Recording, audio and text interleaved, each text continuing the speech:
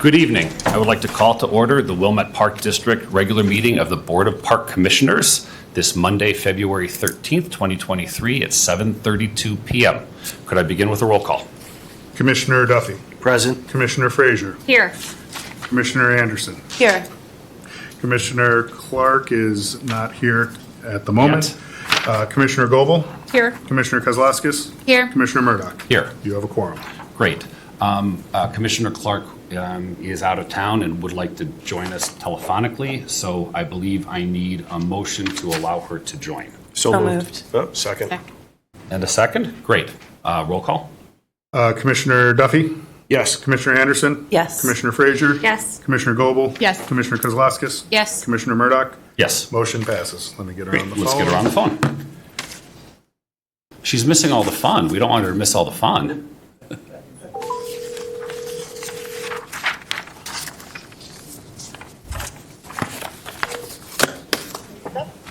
Commissioner Clark, you're now in the meeting.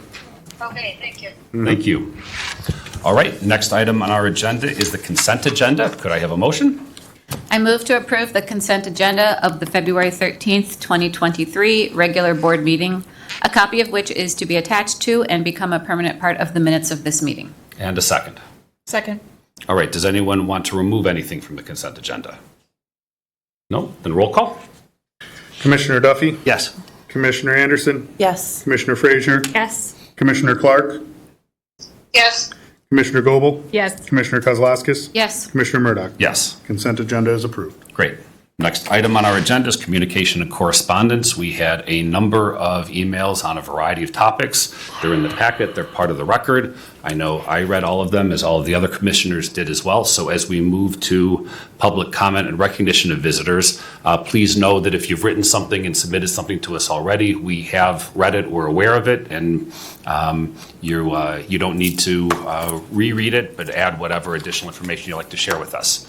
So with that, could I see a show of hands of how many people want to address us this evening? Great. How many people want to address us on more than one topic? All right. How many people want to address us on pickleball? Great. On paddle tennis? All right. On the solar panel project? And on anything else? All right. Let me start with the anything else. So I think I saw 3 people who had raised their hands. And just to mix things up, Walter, I'll start on this side with you and then come over here. And then we'll work our way through the rest. Walter Keats. Regarding the public comment policy and even the written thing, I'm concerned that these create unnecessary burdens for everybody.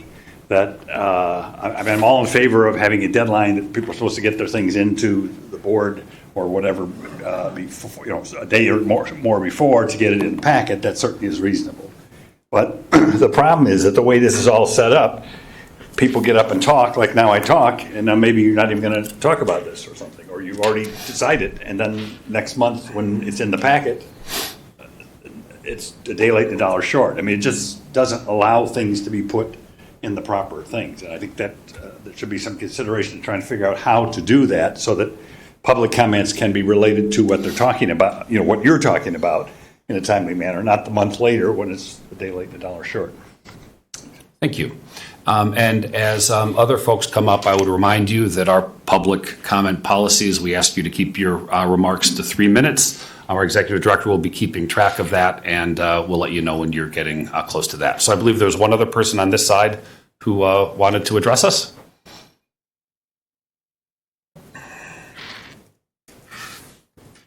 My name is Peter Eckert.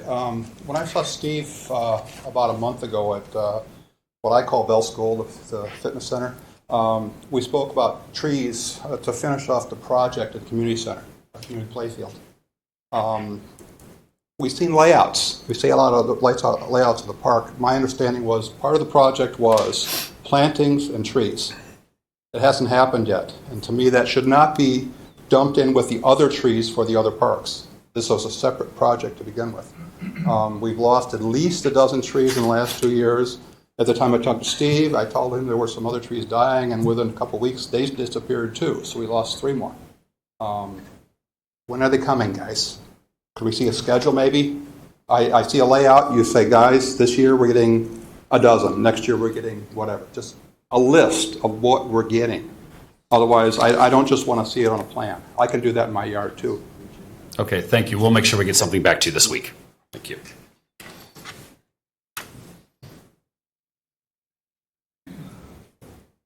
Piper Rothschild, 1046 Elmwood Avenue.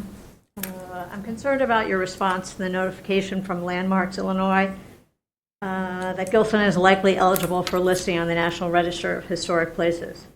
In my view, this is a wonderful honor for our community and should be celebrated just as the village recently celebrated sesquicentennial. Many residents would agree. Gilson is a crown jewel. Ever since Landmarks added Gilson to its 2022 list of most endangered historic places, we've all become more aware of Gilson's historical significance as one of the primary reasons to preserve and protect it.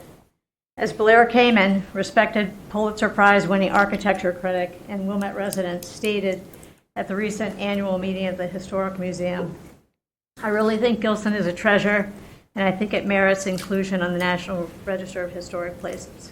Why? Because it is an outstanding example of prairie school landscape architecture. It reflects the influence of Jens Jensen with its council ring gathering place, its terrace stone retaining walls, and it has other outstanding features in it like the Wallace Bowl, a legacy of the Great Depression WPA program, and more recently, the Beach House by David Woodhouse Architects. The creation of Gilson itself was a stroke of genius and an engineering marvel. Its distinctive prairie school design by 2 noted landscape architects is unique and has been a part of our community for almost 100 years. We shouldn't ignore that.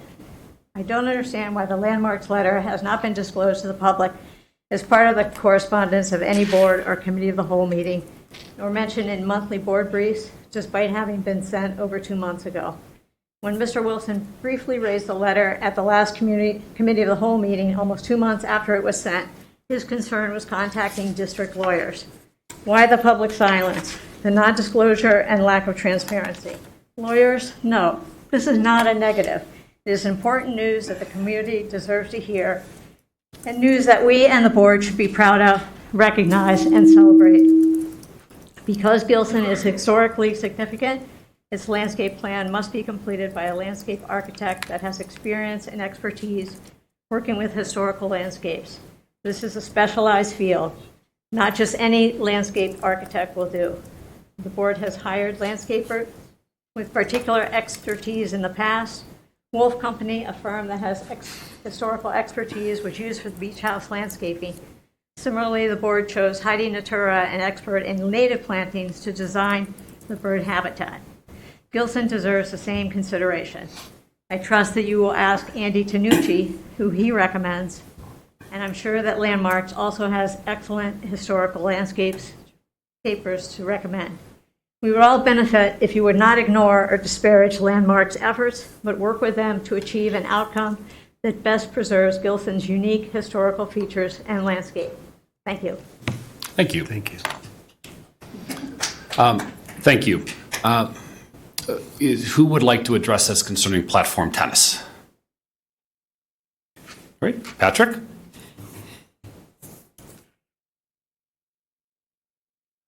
Good evening, Patrick O'Gara.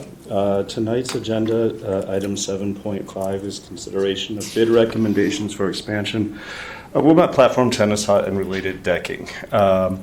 As you should know, I submitted a complaint about the budget overage, about several issues related to the Platform Tennis Club, its operation, management, and the planning process for its expansion, including the less than 2 minutes of consideration that were given to a $520,000 budget overage, almost 40% over budget at the last committee of the whole meeting. Thank you for including my complaint and a few other emails in the packet tonight. One of my emails was a follow-up on January 31st that raised some additional questions I didn't get answers to, or at least partial answers to until February 9th, which led to me updating or rather amending my complaint today. The complaint covers not only this extreme budget overage and the gross lack of consideration to the consequences of such an overage at the last committee meeting, which, by the way, I oppose being approved tonight. It goes without saying, but also several other significant issues of legal compliance related to the Platform Tennis Club and to the current zoning application that was filed over my objection on January 31st. These issues include the failure of transparency and compliance related to the May 2022 ordinance with respect to the scheduling of league play this season. The Park District informed the American Platform Tennis Association League that it had 8 courts up and running this season. As we know, that is false. There are only 6 courts, but nevertheless, league match play as if 8 courts existed was scheduled, and that was never disclosed to the league or to the village or to residents, or at least the fact that that 4th match games were taking place starting at 8 o'clock on league match nights. That's a very significant fact that only came to light with an email that was included in the last committee packet. In fact, it was a Park District scheduling email reflecting not only that this irregular scheduling was going on, that the league had not been notified that there are only 6 courts, not 8 this season, but also that the time needed for regularly scheduled league matches is not 4.5 hours or 4 hours or even 3.5 hours. And so the arguments made in support of going past 10 p.m. last year are inaccurate, and therefore the current zoning application, which seeks to eliminate the distinction between league and non-league play, is disingenuous. My position, of course, as my complaint and its amendment reflects, is that the budget overage should not be approved tonight, particularly until my complaint is fully addressed. Thank you very much. Thank you. Is there anyone who would like to address us on any topic other than pickleball? All right, once more, show of hands on pickleball. All right, as I tend to do, I'm going to start on this side. I'm going to go from front to back and then over here. So in the second row, please step up, and as you do, please let us know your name and where you live. Okay, Judy Schnecke. I live at 1420 Forest, and this is my speech. It's very short. Yeah. I play pickleball every Thursday morning at the Park District at Centennial, and the staff there is great. They make it a great opportunity to play. Can you try to speak into the microphone? There you go. How's that? Very okay, good, should thank I you. start over? Sure. Okay, Judy Schnecke, 1420 Forest. I play pickleball every Thursday morning over at the Centennial Tennis Center, and the staff there is wonderful, and they do a great job, and I appreciate everything they do, but it's one day a week, so I would like to see more indoor and outdoor pickleball here in Wilmette. Thank you very much. Thank you. Hey guys, please let's not respond. Thank you very much. I appreciate it. Anyone else in the second row? All right, let's go on to the third row.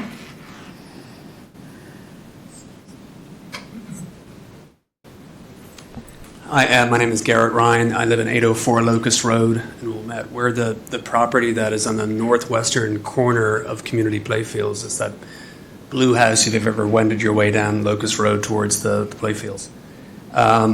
I'm here tonight just to, express emphatically my opposition to primarily building tennis courts north of where you have tennis courts today. And I know that's there to accommodate pickleball courts, which I'm generally supportive of. I mean, I think I play paddle tennis. Pickleball is getting popular. I think that the village should find an appropriate place to build them.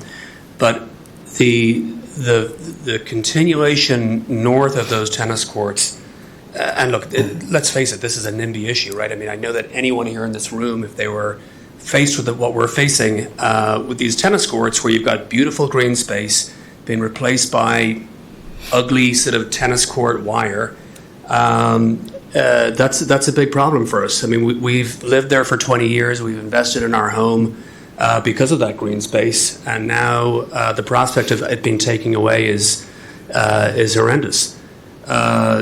it's not just it's not just the view, it's the fact that there is dreadful flooding in that area. In fact, today, and I want you guys to acknowledge this, that there's flooding that you guys try to fix as a board, as a village, several years ago without success. So building additional 3 tennis courts there is going to cause problems for homes around that area with further basement flooding. In addition to that, compounding the problem is you're going to take down 3 beautiful old trees. These trees are probably 70 years old, which I can't imagine is consistent with the sustainability program of the village. That will exacerbate the flooding also. We're very opposed to it. Myself, my wife, we've been living there for 20 years. Would love to find a better solution. Look, in terms of the pickleball courts, which are further south, I was here at the meeting, I think last April, when I went, supporting pickleball courts at West Park. And I walked into the meeting and, half an hour later, I was siding with the residents because, as the noise expert said that night, noise is psychological. So it's going to affect all of the people that live in that area building pickleball courts. I strongly encourage you guys to find some alternative. And I've got 12 seconds left, so I'll bow out now. Thank you. Thank you. Anyone else in the third row? Please.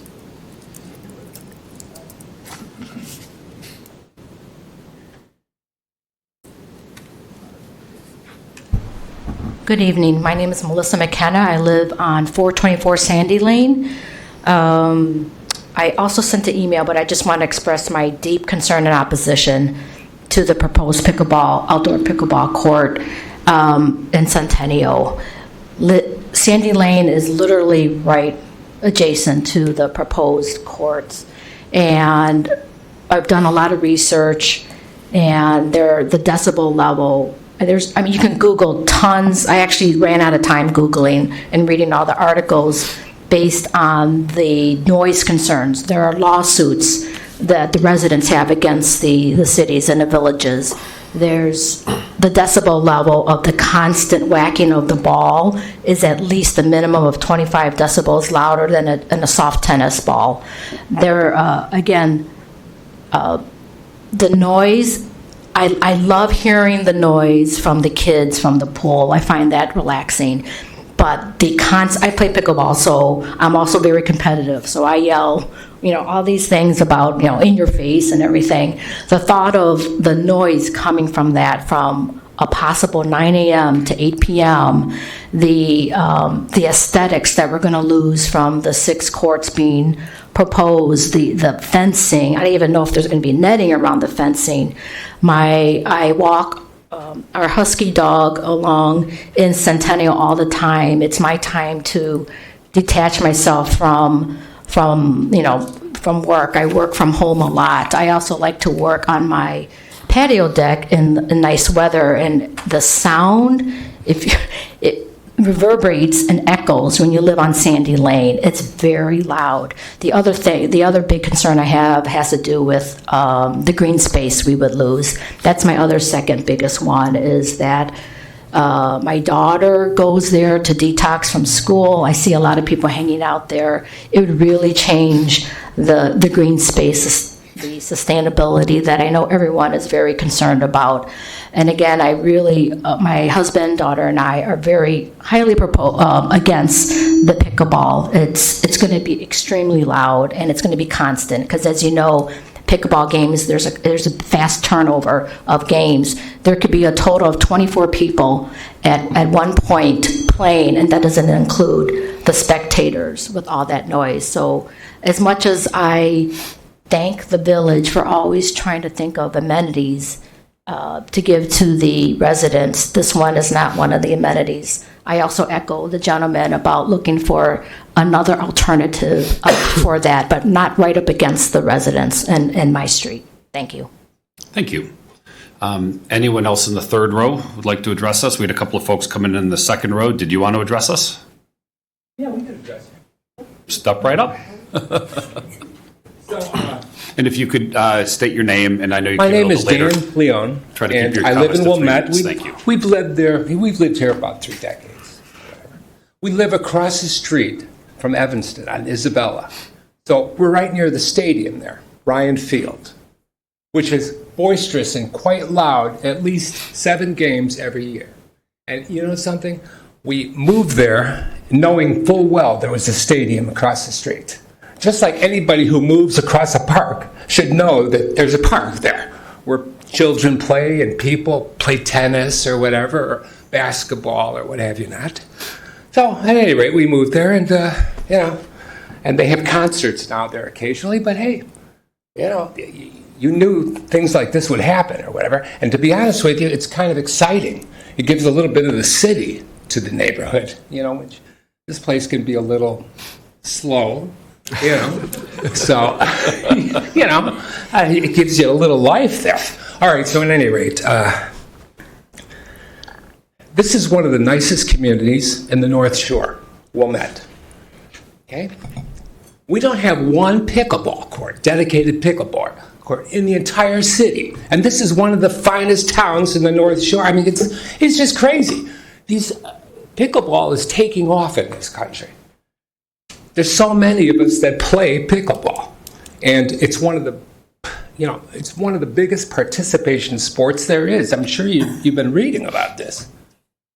We got to have a place to put it. I mean, I wish I had park space near my house. I'd tell you to put it there in a Hollywood Minute, but we don't.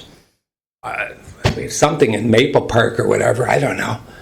I hear complaints about the noise or whatever. Noise. You live near a park you're going to expect some noise. Whether if you live near the highway, you're going to have to expect some noise from the highway, I imagine. It's like... But at any rate, and we have a wonderful indoor facility, tennis facility. Okay, we've been in there. We casually walked in there on a Sunday afternoon one time during the voting season, the pre-voting season. It was in the October time or whatever. There was one court being used in the entire place. Okay, one court. You could take 2 tennis courts and convert it into 6 beautiful pickleball courts with beautiful spacing, and they'd probably be full most of the time. And weekends, they are in every facility that we go to on the weekends. We go to Sky Fitness up in Buffalo Grove. We end up spending almost $3,000-4,000 up there, which could be spent here in our own community, but we have nothing to spend on here. So, at any rate, that's my story about this. It's short and. Thank you. I've probably been up here too long, so. You're all good. Thank you very much. Thank you. Would anybody like to address us in the 4th row on this side?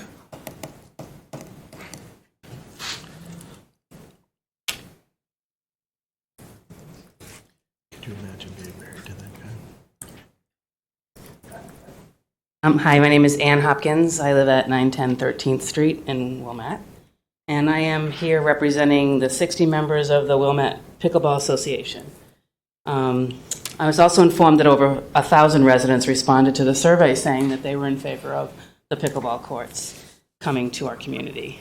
I wanted to thank the Parks and Recreation Department and the board for creating the proposal. We appreciate your help with this. We're very much looking forward to playing here in Wilmette.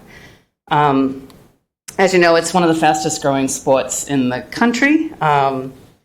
Between 2019 and 2021, they said 40%. It was an increase of 40%. So it's during COVID, it really took off, but it has been around since the 60s.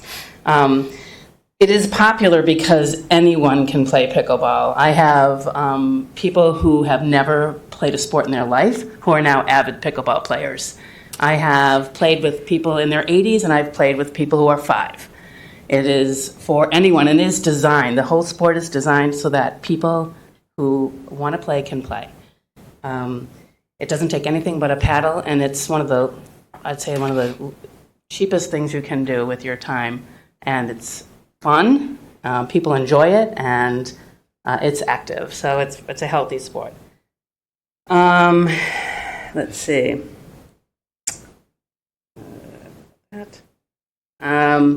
Our goal is to get 6 dedicated pickleball courts, but we are happy to have any pickleball available to us in the meantime. And we would really hope to have something by the summer. But we do want something that's going to work best for the community. And so we are supporting that. Hopefully we can find a solution and have everyone feel good about having pickleball here in Wilmette. But no one who has tried pickleball that I know of has not loved it and continued playing. So I hope we can have that happen in the near future. Thank you. Thank you.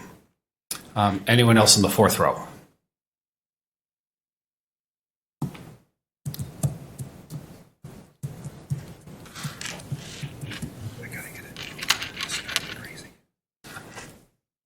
Hello, my name is Barb Carastas. I live at 1232 Forest Avenue and am also a pickleball player. I picked up pickleball probably about a year and a half ago, and as my friend Ann had said, sort of one of those people that have never had a sport that I could play, that I could be involved in, that I could enjoy so much before. And I was reading through some of the letters, and I had noticed that there are many people who seem to, they wonder if this is just going to be a fad. Is it just a passing thing, and why would we invest money in something like that? And I think everything that you've read has said that this is just going to continue to grow. So I think that that's not going to be a problem. And I'm so pleased that there is effort being put into trying to create more facilities. You know, courts. I'm going to put in a plea right now too for just more classes and ways to organize league play. I have been giving so much money to the Skokie Park District because they have a really robust pickleball program of skills classes for all different levels and all different ages, as well as league play and so on and so forth. So it would be terrific if we could sort of beef up our programming as well. I totally can appreciate the challenge of trying to find the appropriate place to build some additional courts for people to play in here. But I also, you know, as I've discovered and learned more about the sport, I've been a little bit disappointed and embarrassed that kind of Wilmette is woefully behind some of our close-by neighbors. You know, I play with friends at courts in Deerfield and in Northbrook and in Glenview and in Evanston, and people ask me where I play in Wilmette, and it's like there's not a whole lot of places to play. So I'm very pleased that there's effort going into trying to figure this out and expand it so that more people can pick up the sport and really enjoy it as much as I have been. Thanks. Thank you. Anyone else in the fourth row? Please.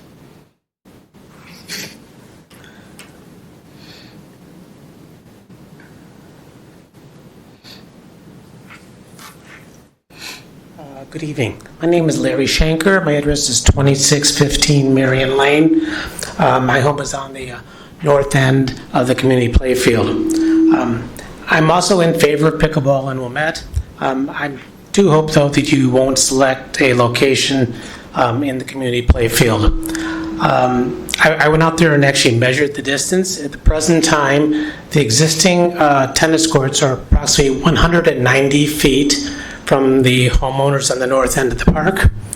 A new set of tennis courts are about 120 feet, allowing for some distance, 30, 40, 50 feet between the current courts and the new ones, would push any new courts extremely close, maybe as small as 15 feet from the property line of the existing homeowners. So in my opinion, that's far too close to be placing a big ugly fence. And so I hope you'll select another location. Thank you. Anyone else in the fourth row would like to address us?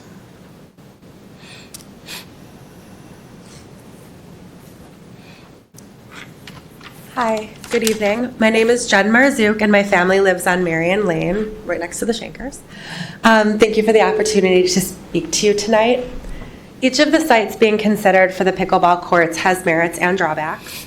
And having had now the chance to review the letters from other concerned residents, I see the one thing we all agree on is that pickleball is very noisy. And I see that some people favored the community playfield location because it appeared to be furthest from homes. But if But the drawings that were sent out to residents are very zoomed in, and they don't show the homes that are just outside the frame.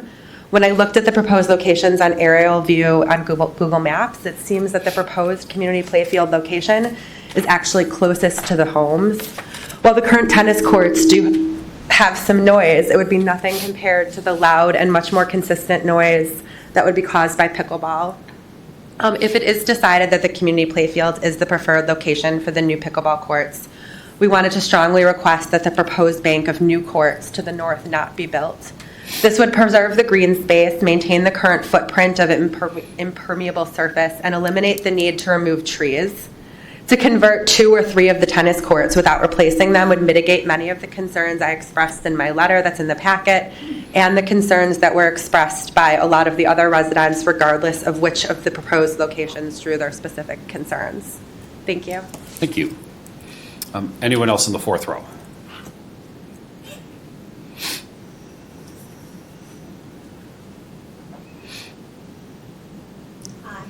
I'm Ellen Caicedo, and I live at 2629 Marion Lane, neighbors of everyone over here. You can't. Hi, I'm Ellen Caicedo. I live at 2629 Marion Lane. First of all, thank you for all that you do, and you continue to do. Thank you. My husband and I are opposed to the pickleball courts in the community playfield.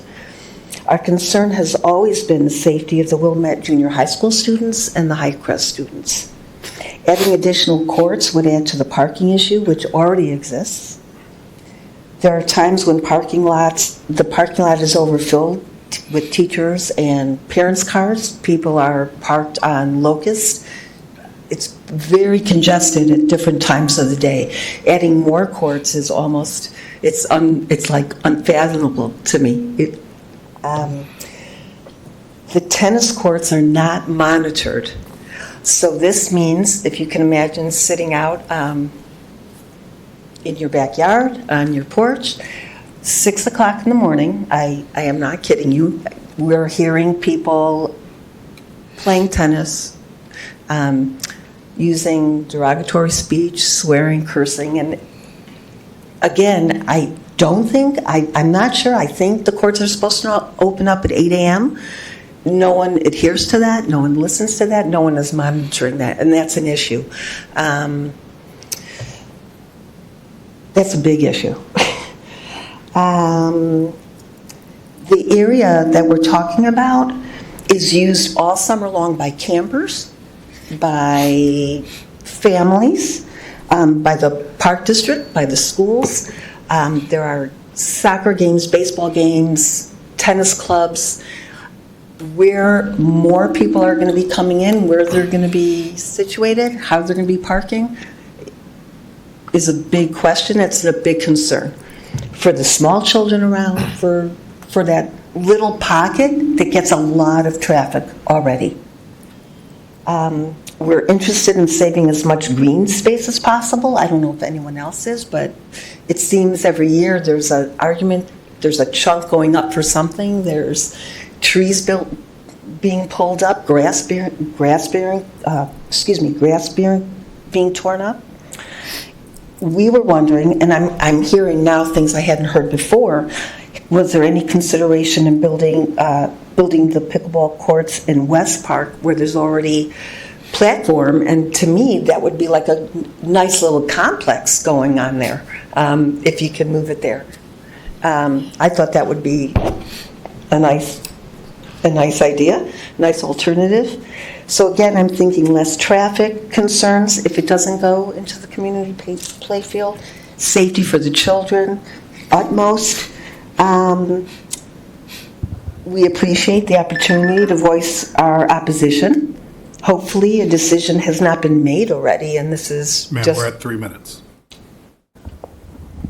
I appreciate you. Thank you. Thank you for your comments. Anyone in the fifth row would like to address us? Oh, in the fourth row still. See, I'm jumping the gun. I apologize.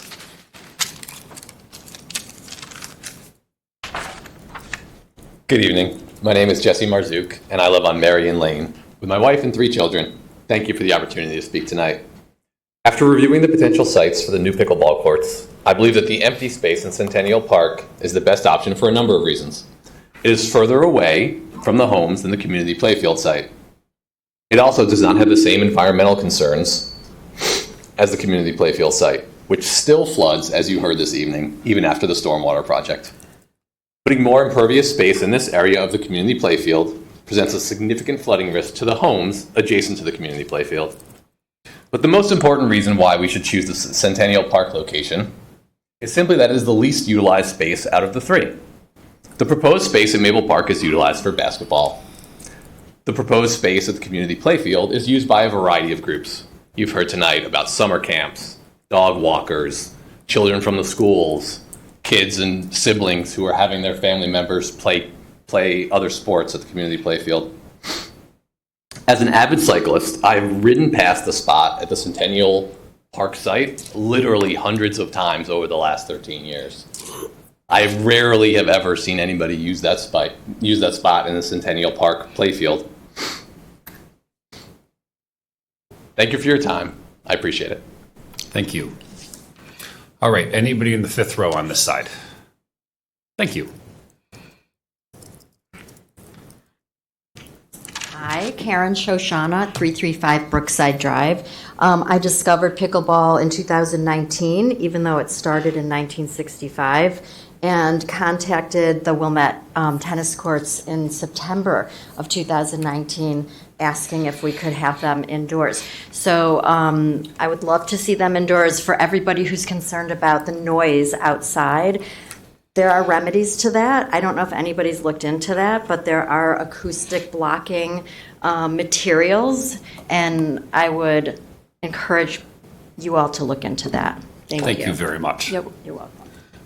Walter? No, I'm kidding. Anybody else in the fifth row? All right, and in the last row on this side.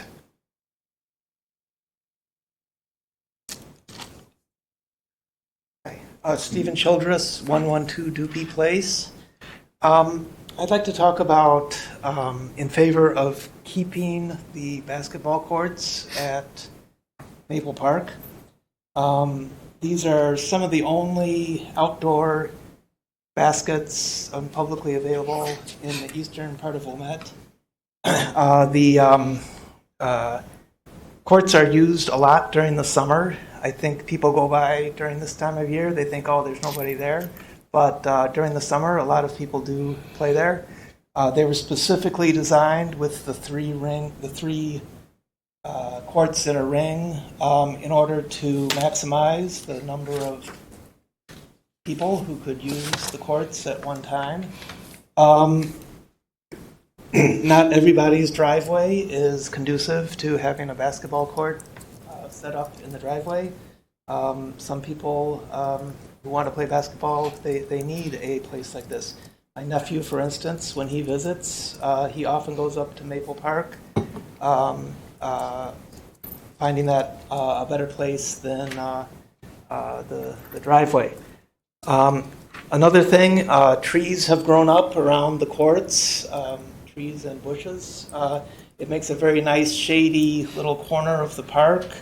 According to the pictures that we've seen of where the pickleball courts would be, it seems that a good number of those trees and bushes would be removed, and it would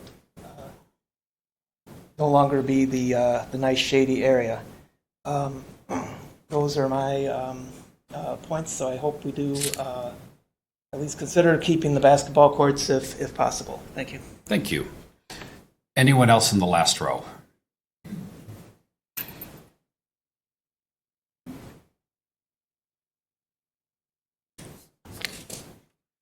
I'm Nancy Childress, 112 Doopy, and I also am in favor of pickleball, but not at Maple Street Park. It's already pretty full of equipment, and we want to keep some green space there. That's been one of the beautiful things about it. And the trees, that's another beautiful thing. If any improvement, we would say change some of the baskets in the basketball area, make them a little shorter. Interesting. Thank you. All right, moving over to this side in the second row.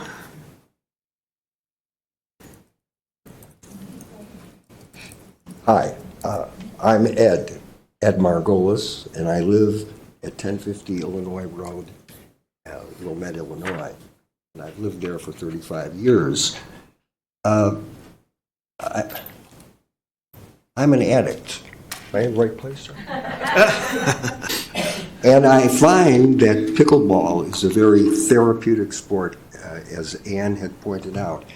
It is especially the kind of sport that senior citizens can participate in and learn very quickly. The learning curve is quite quick.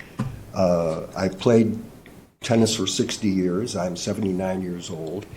And I find that after as you get past 75 years old, you start slowing down a little bit. This year, I had a pacemaker installed in myself, and in 4 or 5 days, I was out again playing pickleball. It's the kind of sport where there is a lot less stress on your body than one would have playing tennis. I just want to say that I think that the concept of just lining the current courts in Wilmette would be very, very helpful. Most of the surrounding suburbs, this includes Evanston and Skokie, and almost all of their existing tennis courts, without building any at all, just put in the pickleball lines. And that solves a lot of problems for a very small amount. So basically, I'd say this. I don't think that the sound is, I think it's being exaggerated. My father was a physical education teacher in the Chicago Public Schools, and he, high school, and he was a tennis player. And we had tennis courts right outside of our house. And every morning you would hear, you could hear the balls, and I don't know that the decibel level is any different with pickleballs than just regular tennis balls. At any rate, I think that I was expecting that there would be tennis players here who might object to having the lines put on their courts, but I see that none of them are here. And I know that those tennis players like myself will end up being pickleball players very shortly. Thank you very much. Thank you. Anyone in the third row over here who would like to address us?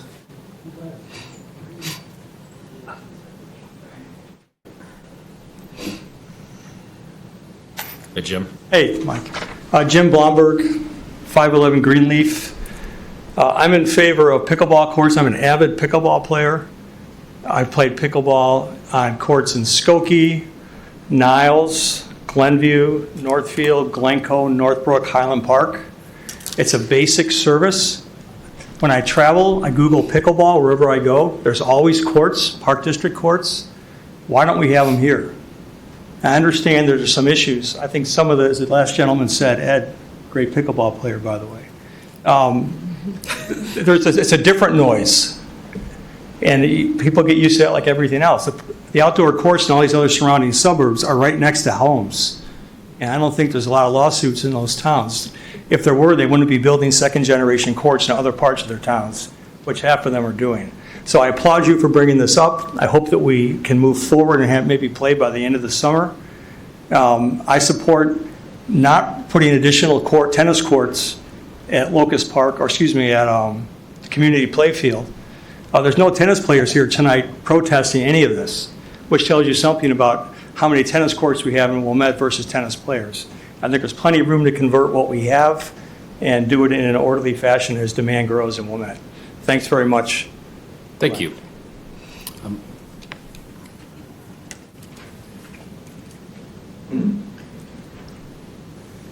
Hello, everybody. I'm Tom Gates, 2010 Thornwood. I am a tennis player. I'm a paddle player. I'm a pickle player. Any racket I like.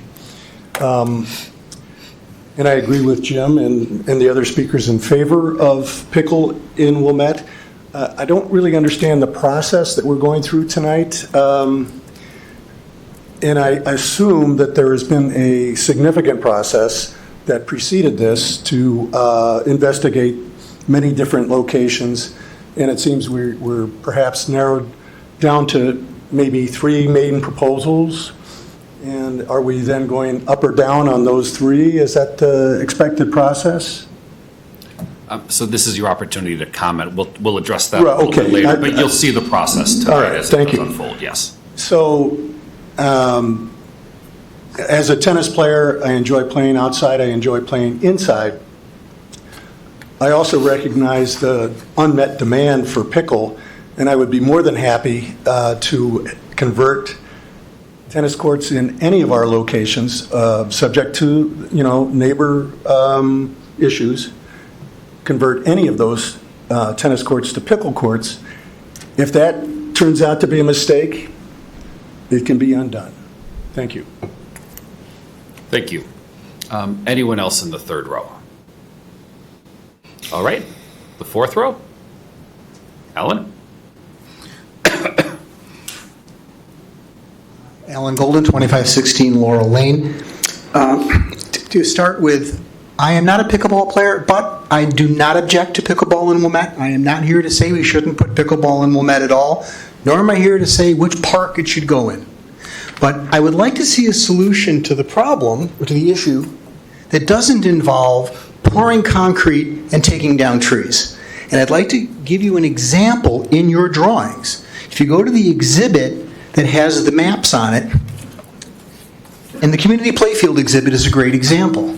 First of all, the way it's drawn out by Gowalt Hamilton, you get 10 courts in a 3-court tennis court.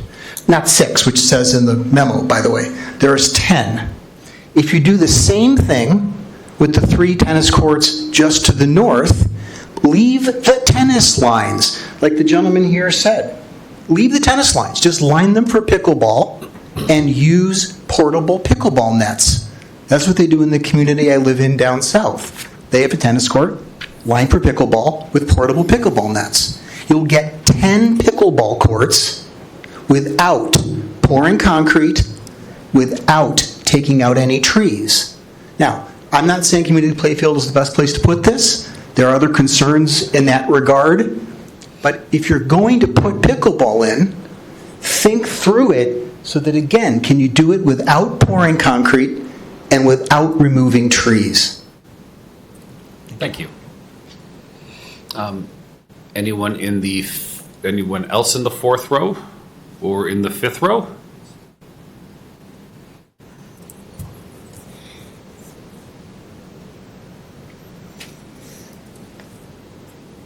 My name is Libby Ogard, and I live on Hawthorne Lane in Wilmette. I am not opposed to pickleball. I am opposed to expansion of pickleball at the community playfields. There are 3 large, beautiful trees, at least 70 foot tall, that are not shown in the drawings, which I object to, the fact that you didn't show them.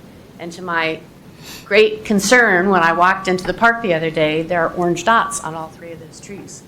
When I called the Wilmette Forest Service person, he said, well, that means they're being taken down, or they're being considered for being taken down, but he had no jurisdiction over the park and recreation area.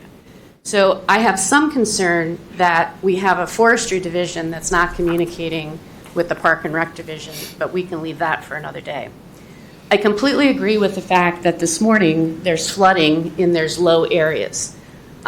We live in an area that floods and is prone to flooding and has flooded many times. I've been threatened by my insurance company. I've changed insurance companies about flooding in the area.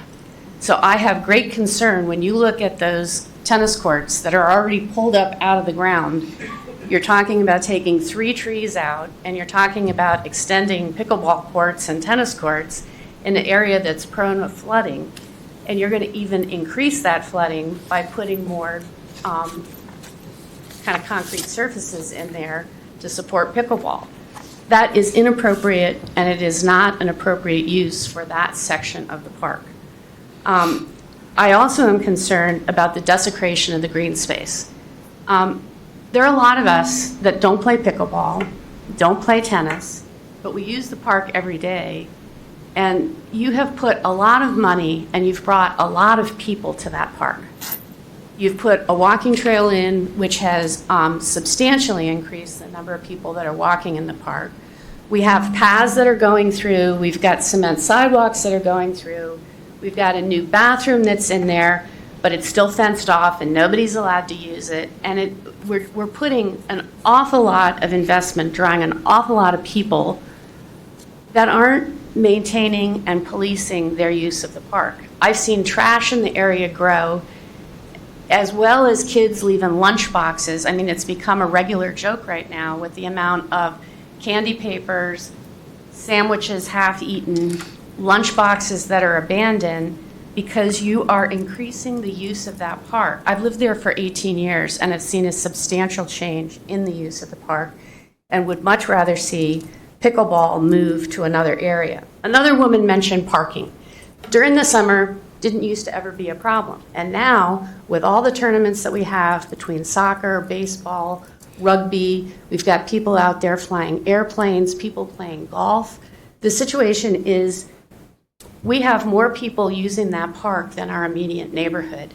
And one of the prime tenets of the AICP is that the community that lives around the park should have substantial input on that park, and enough already in terms of pickleball. Thank you. Anyone else on this side who would like to address us?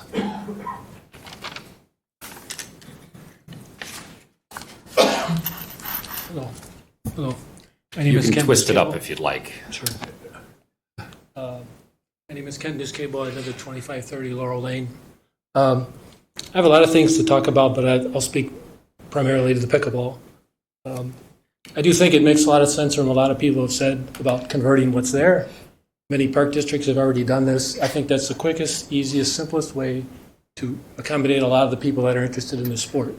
I've played, went next door to a neighboring town. There's just lines on the court. That's all you need to do. I think some of the other people that spoke from my neighborhood spoke to a lot of problems that have kind of developed in the park behind us. And I'm not going to try and address all of those. I do think it's important that you follow up with the landscaping that we've been told about. I do think it's important that these kind of new facilities, whether it's the bathroom or even the trail to some degree, is kind of, I don't expect you to hire a monitor, but it's like when things are going on and we know that the park hasn't seen that kind of use and now it's changing, it's not surprising that the neighbors are here telling us you about it. The other thing I think that speaks to what Walter mentioned about the public process and the process in general for a project is important for us to know how it works. It was talked about months and years ago of, okay, we're going to maybe work with the public and come up with a team or a committee or a process that involves the public directly. That's still a viable idea in my eye.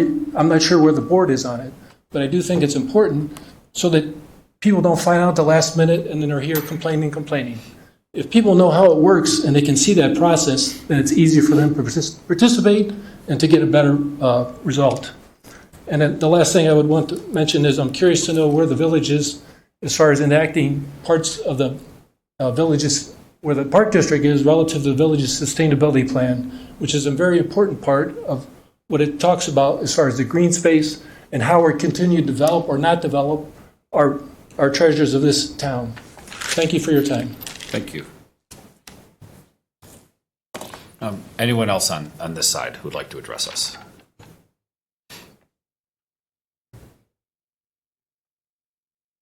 Evening. I'm John Hager, live at 2525 Marion Lane, which is adjacent to the area that the proposed tennis courts are going to be built in the community park, community play field. Lived there for almost 34 years. I received a notice of this meeting tonight, but I'm kind of wondering how the park district decided to notify people. I heard that some people that live adjacent to the park did not receive a notice, and was it just the people at the north end of the park that received the notice, or what was the park board's thinking here? The second question I would ask is, how has the need been determined by the park board here as to how many courts are advisable for pickleball in Wilmette? I'm not against pickleball, but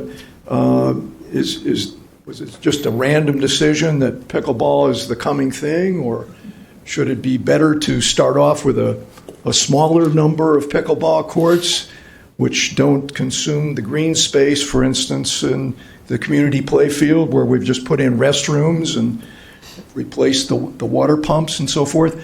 The green space is very, very precious. Every day I go out and into the park and recognize that once that asphalt is put down, it's going to be a hard move to replace it.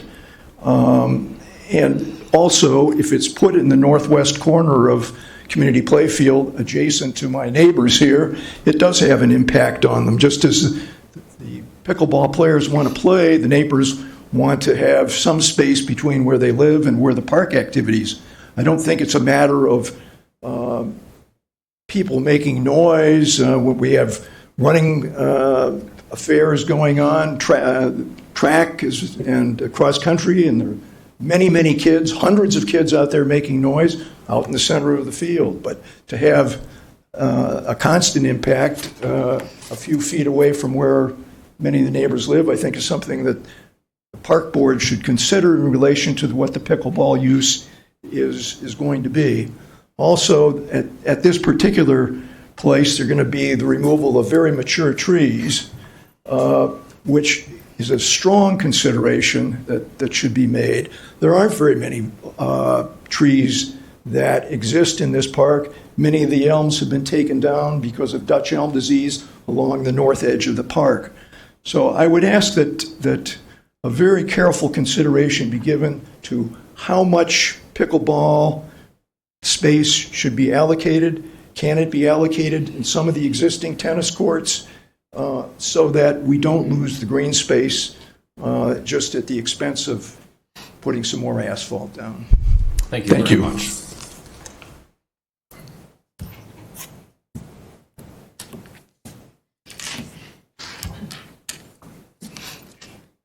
Hi, my name is Joel Feinstein. He, him. I live at 407 Wilshire Drive West and been living here since the last century. I'm here to speak in support of building dedicated pickleball courts in Wilmette. But before I read my email that I sent to Parks and Play, is that the right address? Late last night, I just want to address a couple technical issues. It's great to have pickleball lines on tennis courts, except for beginners, because intermediate and advanced players can't do certain shots like around the post or the Ernie. In fact, it could be dangerous to try to do some of that stuff. And portable nets are fine, I think, in the Centennial, and it would be great if you could convert some of the indoor courts to pickleball. No one's throwing something at me, but many residents may not know the abundant benefits of pickleball that are both personal and communal, such as it's easily accessible to beginners of a wide range of athletic abilities and backgrounds. There are more opportunities by building social fabric and increasing housing prices. It gets people moving, and it's great for cardiovascular health and boosts your mood and helps with weight loss. The sport's not just for old people, it's being taught in schools, and the #1 female player in the world just turned 16 years old. It's fun. Just wait until the adrenaline kicks in. It's hard not to smile. It's social. Pickleball culture is unlike tennis in that a single player can come out and meet people and play with new people. Pickleball creates and greatly enhances quality of life. Wilmette is far behind the curve on the sport. Courts can be found in abundance all over the United States. Our neighbors are much further advanced with their courts to be found in Skokie, Evanston, Glenview, Northbrook, and Niles. We can address the growing pains and challenges. I urge the board to build an abundance of courts within walking distance of many residents. Let's get the wiffle balls rolling. Thank you. Thank you.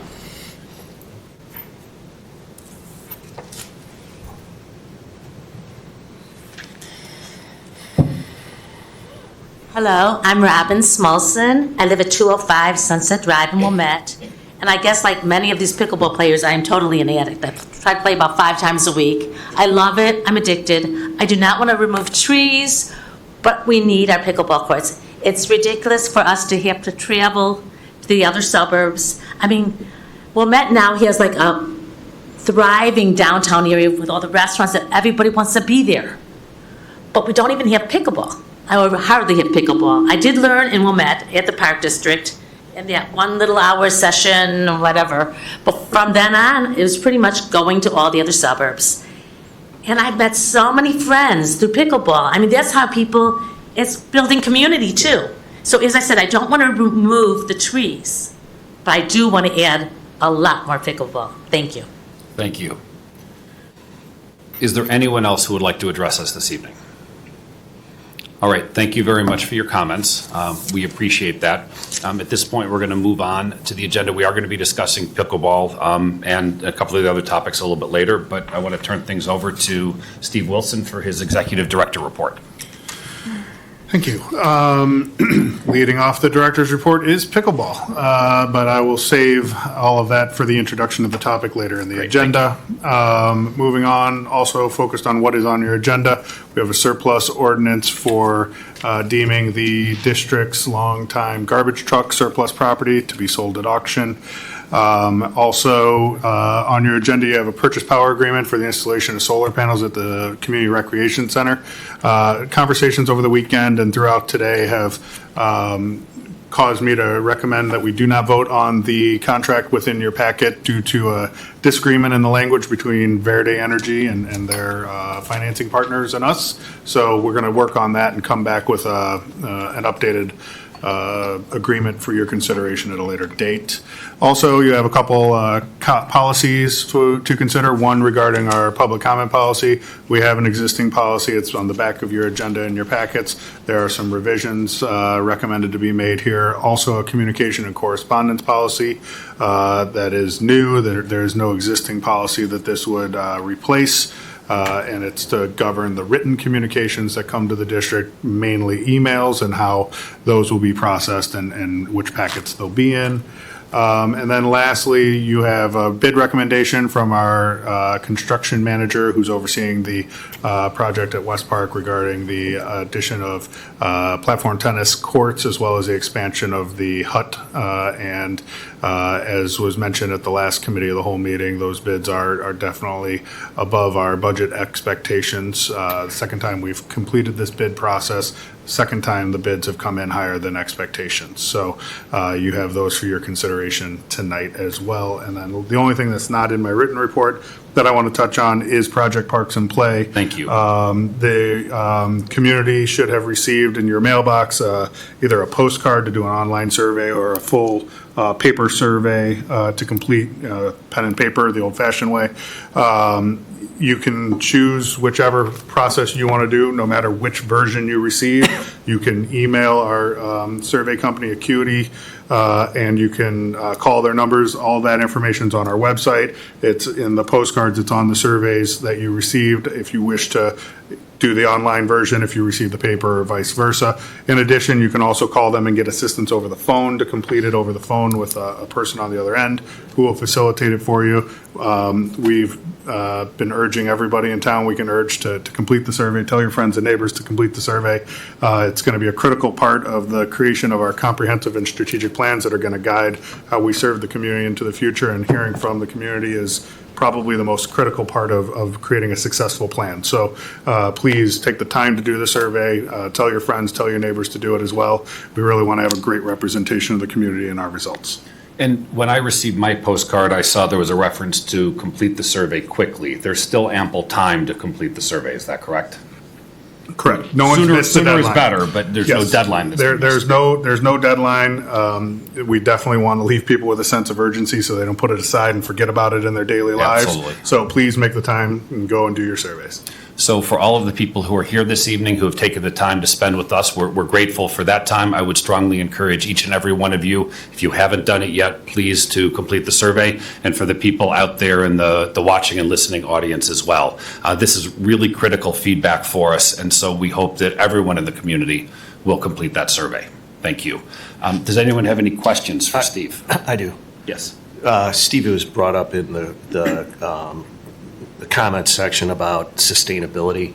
Can you, since people are here, can you touch on how we're working with the village on sustainability and how we're sharing this one employee, et cetera, so that there is cross communication? Sure. The village and the park district primarily, but also in conjunction with School District 39 and the library have hired a joint shared employee, sustainability coordinator, who's going to spend significant time with us at the park district developing a sustainability plan. Of course, so we heard the village's sustainability plan referenced here tonight. We're not going to reinvent the wheel. We're going to beg, borrow, and steal from not just the village, but also other park districts to create our plan and then implement it over time. So that individual has started in the role 2 weeks ago, I believe. So look for much more in the sustainability lane to be developed in the coming months. Great, thank you. Other questions or comments? All right, I think I would just add, we heard a couple of people talk about landscaping plans as well. It's my recollection that we completed 5 landscaping plans for 5 parks in December of 21, January of 2022. So perhaps we could get an update on that process at the next committee of the whole meeting. Sure, great. Will do. Thank you very much. But we know some plantings have already gone on. And some plantings have already occurred, absolutely. There's been flower beds planted in a few parks, some trees have been planted in parks. It just can't all happen at once. Yeah, I think we planted more trees last year than we planted in the prior 5 years. Absolutely, Patrick. Thank you. Great. I would just note, Steve, we had a couple of open questions that we'd asked staff to cover or address. That's what my notes were. As you guys were Thank taking opinions, I was taking questions. Perfect. Thank you very much. Thank you. Next item on our agenda is consideration of pickleball locations. So Steve, would you give us a brief overview of where we are in the process, what's happened to date, and then what we're considering this evening? Sure. To answer one of the questions here tonight, there was a prior version of this process where West Park was the selected location, so that's already been considered once. After that, a plan or approach didn't work out. The district took a reset and decided to look at all properties again of the park district's jurisdiction. An original conversation at a committee of the whole meeting in October where staff memo outlined all of the potential sites, including some sites that were either just too small. We have some very small parcels such as Lockerbie Park that just wouldn't be big enough, or the nature of the park itself, such as K Nature Center, to put pickleball courts there doesn't quite work. And so the committee that evening agreed with those recommendations that those 6 or 7 locations not be considered moving forward. Then in January board meeting, staff came back with some more detailed information about the remaining properties, including distance from the nearest lot lines. Many of our locations were eliminated because the distance to lot lines were in the 60, 70 foot range.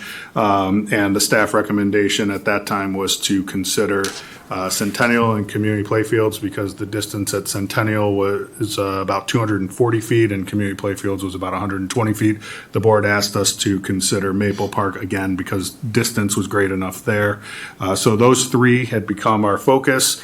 The board also directed us to communicate with neighbors in the surrounding areas of those parks to make sure that they were aware these parks were under consideration. We've received several emails, that are in your packet. I think we've even received some emails later in the day today that didn't make it into your packet.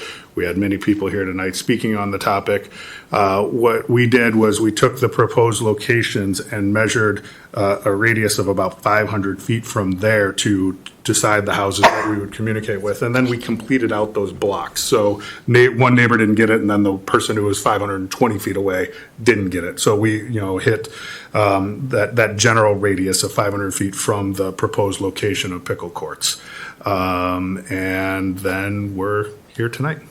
And then I think there was a reference to some prior feedback. I think it's probably going back a couple of years now, but it's my recollection we did a survey where we surveyed folks on our mailing list and our email list, and we received, and correct me if I'm wrong, but approximately 500 people indicated at the time that they played pickleball. and another 500 people approximately indicated that they would like to play or they would play if they had closer alternatives. Is that a fair summary of that survey? Yes. Okay, great. Okay. May I good. ask a question Please. or ask Steve to provide additional clarification? So my understanding is that we've discussed a lot of different ways to bring a pickle to Wilmette, whether it's indoor, outdoor, converting tennis courts, or those shared lines where you have a pickle and a tennis court. However, can you clarify, this discussion is around dedicated pickleball courts? Is that Dedicated correct? outdoor pickleball courts was the framework for the conversation that the board wished for us to look at. So yes, that's not to say we aren't considering dual lines on a set of outdoor courts. It doesn't mean we're not looking for ways to provide indoor pickle options, but the conversation here tonight, the framework and the focus is on dedicated outdoor courts. Thank you.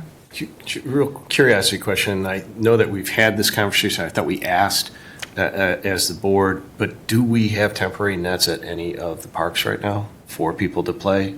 Not at the parks. We've recently acquired temporary nets, but they're not out because I believe there'd be extra lining that we would have to facilitate when the weather's better. So next summer, because let's assume that no dedicated pickleball courts are ever built here. We still will be able to provide and are planning to provide temporary netting and restriping of some courts. Is that true? I don't know if I would say it in those definitive terms, but those options exist. Okay. And then in terms of where we are in the process here, again, as you had indicated, we have 3 parks that we've been focusing on more recently, Centennial, Community Playfields, and Maple Park. And for us to take the next step forward with one or more of them, that's going to involve a significant amount of additional work and research, cost estimates, taking a look at different sound strategies, perhaps parking, a number of other issues that were raised here. So at least from my perspective, and I'd like to hear where everybody else is in this process, I would like to see us sort of hone in on one of these locations to do a deeper dive into it, to see if we can move forward there. It may turn out that for whatever reason we can't, and then we could go to a second or third, but I think it would be difficult for us to follow parallel paths with all 3 of them at the same time. So at least as I look at this discussion tonight, I'm going to turn it over to everyone else. It's my hope that we talk about those 3 and where we would like to sort of continue the journey with one of them, if that's appropriate. And with that, I will open up the floor to questions or comments or thoughts. And don't everybody jump at once. I can go first. That's fine. I thank you for your emails. Thank you for your comments. It's always very helpful to hear the perspective of both sides. And I think it's a topic that is so hotly contested, shows that there's passion on both sides, which of course makes it very difficult for us. So thank you as we work through the process. I would like to say that the removal of trees and addition of concrete is not something any of us take lightly, for sure. When looking at the different locations, I was trying to keep a few different things in mind. From what we've heard before, the orientation of courts is very important. So I do have a quick question about that. Looking at the different courts, the orientation, if we were to convert tennis courts, or excuse me, just stripe courts, the pickleball courts have to go in which direction? And I'm noticing, for example, at the community play fields, they are the same direction as the tennis courts. And is that correct, or should they be? So that is correct. So that's why we're seeing that many courts there, because we're actually able to fit that many in that proper direction. Maybe. Is that Maybe please? Steve can jump in and clarify that, because I think we were all surprised to see the 10, and we're not sure if that was an error or the board certainly did not discuss 10 until Right. now. We did discuss they were north-south, and on our list of criteria from our previous meeting, we said we were shooting for six contiguous courts in a location. Tell us about the 10. So the 10 courts you see in the diagram is engineer's exercise to show you how you can maximize the Okay. footprint. But agreed that the criteria was no less than 2, 4 or 6 would be more ideal. Okay, thank you. Thank you for getting to Yes, where I was north- going. north-south North-south orientation. We want to have, for our tennis programming purposes, for league play, match play, at minimum 6 tennis courts still together, which is why the conversion completely to restripe one of those banks of tennis courts doesn't work, because community playfields, is our only location where 6 courts occur. So that leaves me anyway in a difficult position in thinking if I am leaning towards one place, for example, community playfields, my options there to keep the 6 tennis courts to not add pavement are to stripe over. So I'll leave that for a second. Looking at Centennial, I feel it's very much placed there without thought to the landscape around it. It doesn't feel cohesive to the environment of Centennial to me. Part of the reason I found it to be more attractive originally with West Park was that it was a destination of racquetball sports, outdoor racquetball sports, and so it leads me back to looking at community playfields as an option. I believe that our very first step in this should be to reline the courts, to provide that as an offering so that we at least start and to see what our programming needs are from there. I believe this will take off quickly, so looking into community playfields as an option to build further is where I'm currently leaning. Okay, thank you. Julia? Yeah, great points from Allie. I want to echo one of her last points, which is we've had several advocates, and I think in particular Mr. Epstein, for over a year asking when we will stripe courts. And I think that having an option with courts striped for tennis and pickleball should be our very first move. I know that we've had some effort and success at Centennial indoors. Let's add more outdoors and continue to make it available while we're studying this. I appreciate that we have in almost every scenario, out of the 26 residents who commented, those who commented about pickleball said, I'm for it, I'm just not sure about my location, just to summarize. And I think that's reasonable. We are all neighbors to parks as well, and so we often think about our park, our neighborhood park is one we feel connected to and emotional about. And I think that we can't underestimate the sound. One of our neighbors did comment that there is a sound associated, and everyone can agree. Now we need to ascertain what level of sound is acceptable, and that might vary for every person, right? It's not going to be the same for each of us, but that is an element we need to study. I'm reluctant to construct anything new until we have the results of our comprehensive survey. So we are on the verge of having survey results, a comprehensive plan, and a strategic plan. I think the very first thing we can do for this summer is identify and stripe as many courts as we can, make it available. I think the second thing that's interesting is many of the children in District 39 and 37 are learning pickleball in gym. We have ample gym space in the evening that isn't often used in District 39 or 37. Can we explore evening partnership? And then the third piece I would note is I appreciated Mr. Golden's notion of the math associated with these courts. If we striped all 30 courts, we'd have 100 pickleball courts. I mean, I don't think anyone's considering striping every single court, but let's realize that we have some inventory available to us that we could use to decide this. So rather than commenting on the merits of any of these 3 parks, to which everyone here can agree there are pros and cons, I want us to examine how we can stripe and move quickly on using the existing concrete we have. So, and just to clarify that, so we have 3 tennis courts that are currently striped for pickleball using a tennis net. Are you talking about more of that or something different? No, they really Just to need their clarify. own. They really need their own movable pickle nets.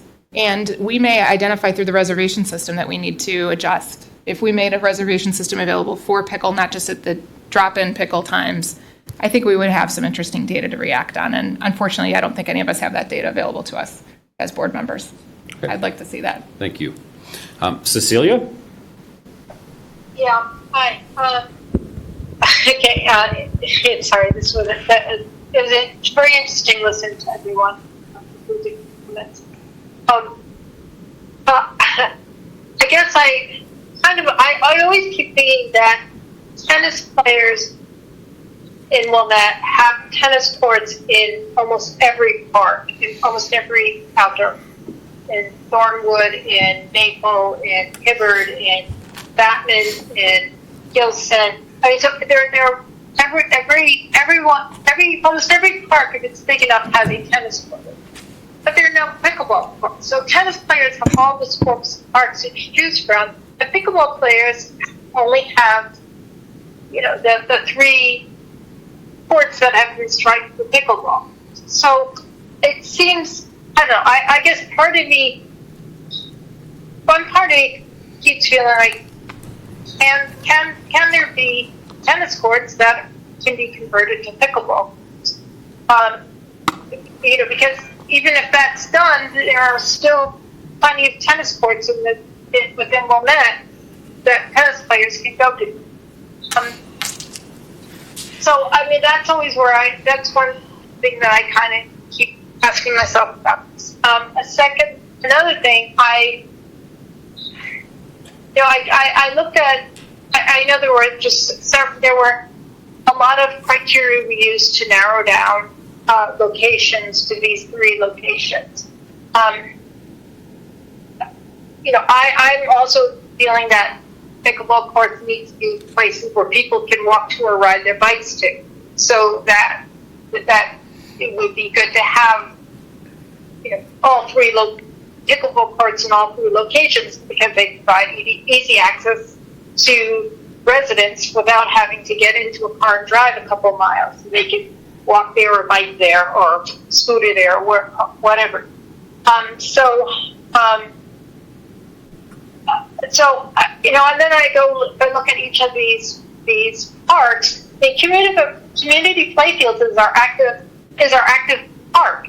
That's the one where we have soccer games, we have baseball games, we have the active path. I mean, it's our active use park. It has 2 schools there, and as has been pointed out, pickleball is one of the sports that children school-age children can learn very easily, and it's being taught in schools. So part of me, sees community playfields, which I know there's been a lot of noise concerns, but there's all this noise at community playfields. Every weekend you have all the noise from all the soccer games going on, from the baseball games going on. During the school year, you have all the noise from the children who are coming out at recess and who are there at lunchtime. They're all playing and yelling. So I kind of, I'm not sure really that pickleball noise is going to be that much worse. And as many people you pointed out, there is fencing that can be used to deaden the noise. So I guess if you're looking at those, I out of the 3 parks, if you want to focus one, I kind of been defaulting to community playfields. On the other hand, and another thought is like Maple Park, because you've got the L going by pretty frequently, and that's another place to focus on. Although I am also one who's kind of not so sure about losing the basketball courts and that the basketball hoops, because I'm of the era where basketball was the big thing that you go outside and play with. So I'm a little bit reluctant to that. I think that, so I suppose right now for me, those 2 parks are the 2 parks that I see as being the highest value.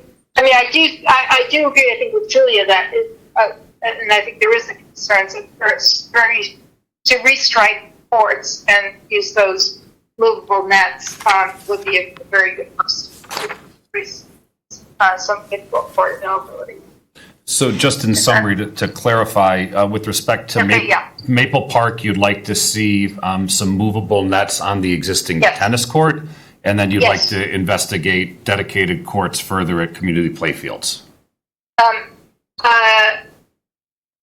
Yes. I mean, I'm still not totally sure about. I'm still not totally counting out dedicated courts at Maple either.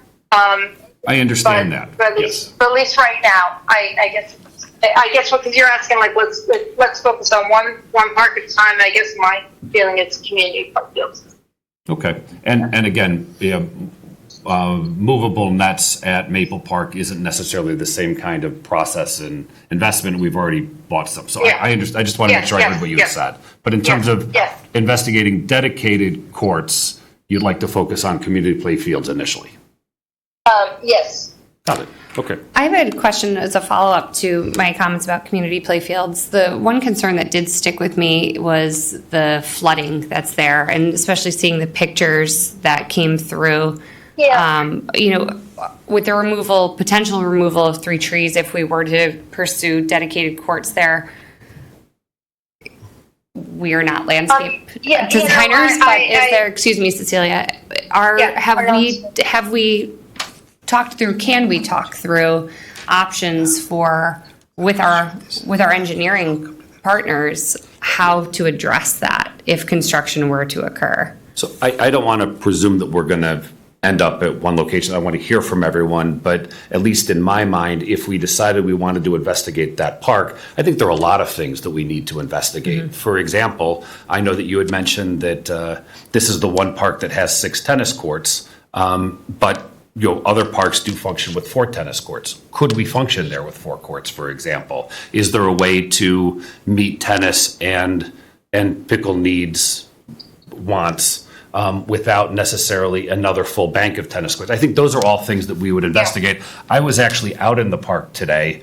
I saw where the water, and there was clearly a low spot there. Mm-hmm. And I think to someone's point, where you take a look at the aerial view, it doesn't show how close that extra bank of tennis courts would be to houses. And I think we need to understand some of that as well. So I think if we decide to invest, as I had said at the start, my comments, if we choose one park to investigate further, we may ultimately decide that it's not feasible, or we may decide that it's not necessarily going to be the plan that we have the initial feedback here from. So I think that's all part of the investigation process in my mind. Thank you. Yeah, absolutely. Cecilia, was there something else? No, but I very much agree with all of what you just said. That this is everything you said. Because yes, I am concerned about that flooding area too. But I'm with you that is it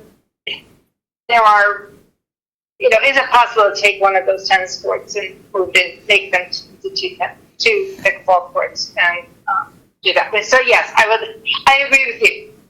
I'm going to stop here. Great, thank you, Cecilia. Patrick? So, with the thought, I looked at this with the thought that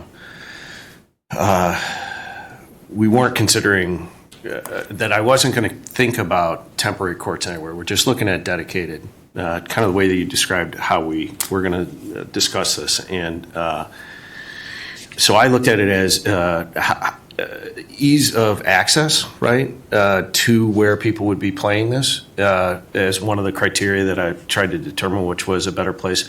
The space, for it was, are we going to accomplish, how many of our goals that we set out are we going to accomplish? And then also just how it was impacting users of that park. So, when I looked at Centennial, when I looked at Maple, as far as getting to it and what was around it, they seemed to be the more difficult places to either locate or get to.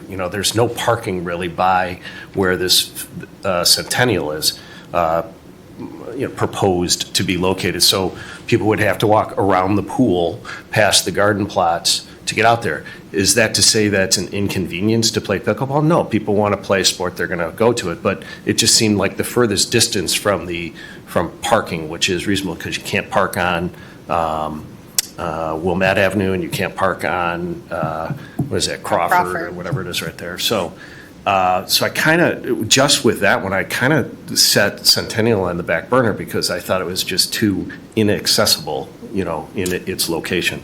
And then Maple, I thought it was a nice idea. Hey, let's just repurpose that spot because in my mind it doesn't get used. But then I had a conversation with someone that lives by the park, and it was really interesting because they'd lived there for a very long time. Their kids are now out of the house, and I was informed by them that the park is used. Very young kids use the new playground, and they had been using the playground that was there before. Some slightly older kids then use the apparatus that are closer to the L tracks, and then those kids and some older kids use the basketball court. So the basketball courts are still getting used, for however long they've been put in. So then I was like, well, why are we taking that amenity away to put in another amenity? Why can't we accommodate both? And there's really no room to accommodate both. Is the way I saw it without, raising an area of trees and bushes and putting in these pickleball courts. So I pushed that one aside, and that just brought me to community playfields. And then I was looking at it, and the number of courts that we could put in there was surprising to me. I didn't realize that we could fit that many on 3 tennis courts. I thought it was more like 2 per court. So I was thinking it was more like 6 there. But then so prior to our meeting, I asked Christy about size and space and how can we lay it out. And basically from that conversation, I came to the conclusion that this is an idea. It's not a detail of what the finished product is going to be. And so that got me to thinking about community playfields. Can we just do 4 courts on one of the tennis courts and as a starter? Take 1 tennis court out of play or 2 tennis courts out of play and do 4 courts or 6 courts, and that be our kind of starter. My only problem with community playfields is the parking aspect of it. This is a summer sport, and that's really when community playfields is most active. And so that, to me, that was really the main drawback. And I don't think that it's reasonable to say that you can't park on a public street because it is a public street. So people would have to park further away and walk down a street if you're coming to play on a Saturday when all the soccer games are going on or something to that effect. But I think there's a lot of time in the summer too that park is empty and there's plenty of parking because school's not in session. And that's primarily, when this sport gets played is summer. School's not in session, but you run into the weekend issue. So I've kind of settled between the 3 on let's explore community playfields more and kind of see as we move forward, drilling down, is it 4 courts or 6 courts? Or are we just going to end up like Julia had said, well, maybe we just do temporary courts and see what comes out of the master plan or the planning process. So that's this, my thought process and how I kind of landed where I am. Great, thank you. Lindsay? Well, we've talked a lot about pros and cons. I think just to follow your comment about benefits to waiting, I know, and the one thing that we haven't talked a lot about is we have a lot of data on for our racket playing residents and how we can best serve them and taking a strategic approach. So we haven't really talked about that, but I know that a lot of work has gone into thinking through how we can best serve our racket playing residents and our residents who could potentially play racket sports. With that being said, there are benefits to continuing to keep as many options as possible on the table, especially as we explore our comprehensive strategic and master plan and get further along in that process. That being said, we also have heard from residents that there is a need now for pickleball. So I'm grappling with that, trying to balance that. Just a couple of quick questions for Steve. First on Maple Park, I think in many ways that could be a good potential location. We've talked about basketball. Has staff contemplated if there are any other opportunities for new hoops if we were to eliminate these? Not specifically in conjunction with this analysis, but it is something that As a community, those courts at Maple Park are the only ones that are on Park District property, and the other courts are on school property at this point. So it is something that internally we've talked about providing more options for the community, and that is definitely one, from my perspective, we wait and hear what feedback we get through the process that we're undergoing with the survey and the community for our development of Project Parks and Play. Thank you.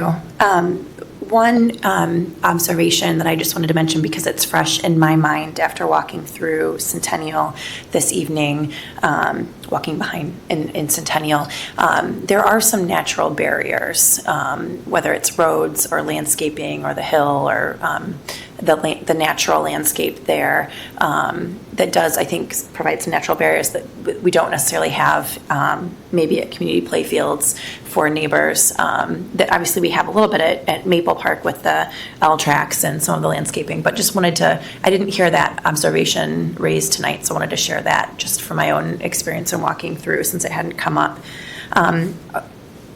Turning to community playfields, I just wanted to confirm, I'm looking at the drawing of the 10 pickleball courts overlaid on top of the 3 tennis courts. Can you confirm that we cannot add 4 pickleball courts by removing 1 tennis court? It doesn't fit on a set of 3. Is that correct? Do you mind if I speak to that? So again, I've been interested in layouts, and I think technically you can cram, and I would use the word cram, 4 pickleball courts into 1 tennis court. What I heard when we all went down to state conference, I listened to some of the folks that are doing this now. They generally discouraged that because the spaces are tight. What was nice about this plan that was laid out, and again, back to Kara's comment, I don't think the goal was necessarily to create 10 courts, but the notion was the consultants didn't try to put 12 courts into the 3 tennis courts, but they did 10 to allow more of the side space and whatnot. Could you do less? Could you do something different? Sure. I think probably trying to put 4 pickle courts in 1 tennis court is less than ideal based on what other park districts have done, but perhaps some combination of 2 of the courts as opposed to all 3 seems to me to be a viable alternative, if that helps.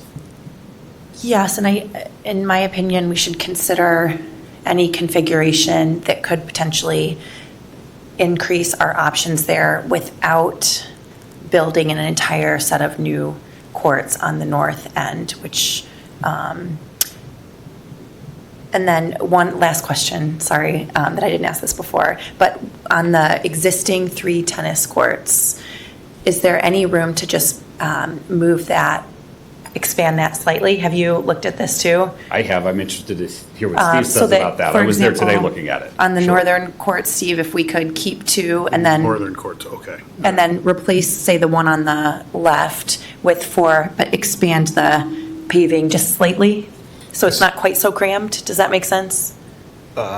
If I recall that we were told by the village that if we make any change to the existing layout, we have to go for a variance. A special use. Special use variance, yeah. Right. So assuming we would be granted a special use approval, is that physically an option? On the northern courts, expanding either way, east or west, is what you're asking. I think going east, our new path comes into play very quickly there. And going west, you're extending directly into homes. Oh, but it's that's feet. The playground. It's Steve. We're talking the northern bank of courts. The house, and the path comes right through here. Yeah. So, as Lindsay, to your point, and picking up at what Patrick had said, any change in any asphalt will trigger a special use, and that's fine. There's nothing wrong with going through that process. My casual, uninformed observation, and I would ask Christy at some point perhaps to investigate it further. It seemed to me that if your question was, is there a way that you could fit a 4th tennis court in with those 3? I don't believe you can add a full court either to the north. I'm sorry, I'm all confused now. To the right or to the left. Yeah. But I think you could add a little asphalt on each side to probably get a 4th court. That was my casual observation. I think there's enough space between the courts and the path, and enough space between the courts and the next tree that we would want to make sure that we could preserve, such that that bank of 3, I believe it could become 4, and that if we decide to, investigate community play fields further, that was one of the things that I was going to ask staff to investigate, to be Or honest with you. alternatively, instead of adding an entire 4th court, we could convert 1 court to 4 pickleball courts and just expand by a few feet so that it's not so crammed in, right? On the courts closer to the junior high. Oh, well, I was talking about the northern, but yes, or either. Right, Yeah. and I think the thought was putting pickleball courts on the courts closer to the junior high because that's the greatest distance to homes. Okay. And again, I would probably, what Patrick had at least implied or suggested, I would probably prefer to avoid triggering a special use with respect to pickle. I'm not as concerned about a special use with respect to additional tennis courts. That's just my personal feeling. I don't know where staff or the rest of the board is. Okay. That concludes my comments and observations, unless you need additional guidance. The guidance I would like from you, and you can choose not to provide it, but are you interested in exploring any of these 3 locations further at this point, or do you want to defer? I think it would help the process. I think the best process is going to be keeping all options open. Okay, so you don't want to narrow from the current 3 possibilities. I'm not ready to narrow. Okay, all right. Kara? We didn't fully bring them back out, but as Steve said, we started looking at all the parks, and I just want to reiterate that. And we didn't, what I said we didn't bring back out, we didn't read off the criteria, but we had back in October determined the criteria that we directed the staff to use as a framework to narrow down to the selection that we've ultimately landed at. Distance from homes, as we've already mentioned. Parking was another one on there. And so certainly with respect to a few of these options on the table, I'm going to come back to that. We also talked about the options of all the existing courts, tennis courts in town. And the reason it's 2 years later that we're still having this conversation and we can't offer the pickleball courts that people are asking for is because we've been trying really hard to find a solution in a situation where we are limited with our land space. This is a fact that we have to navigate, right? But when we talked about can we repurpose tennis courts, that was the first place we went. Many of our existing banks of tennis courts that we might think about are very close to people's homes. And so Votman, we said those courts might be on the lower usage when we looked at the analysis of where courts are being used most heavily per our reservation system.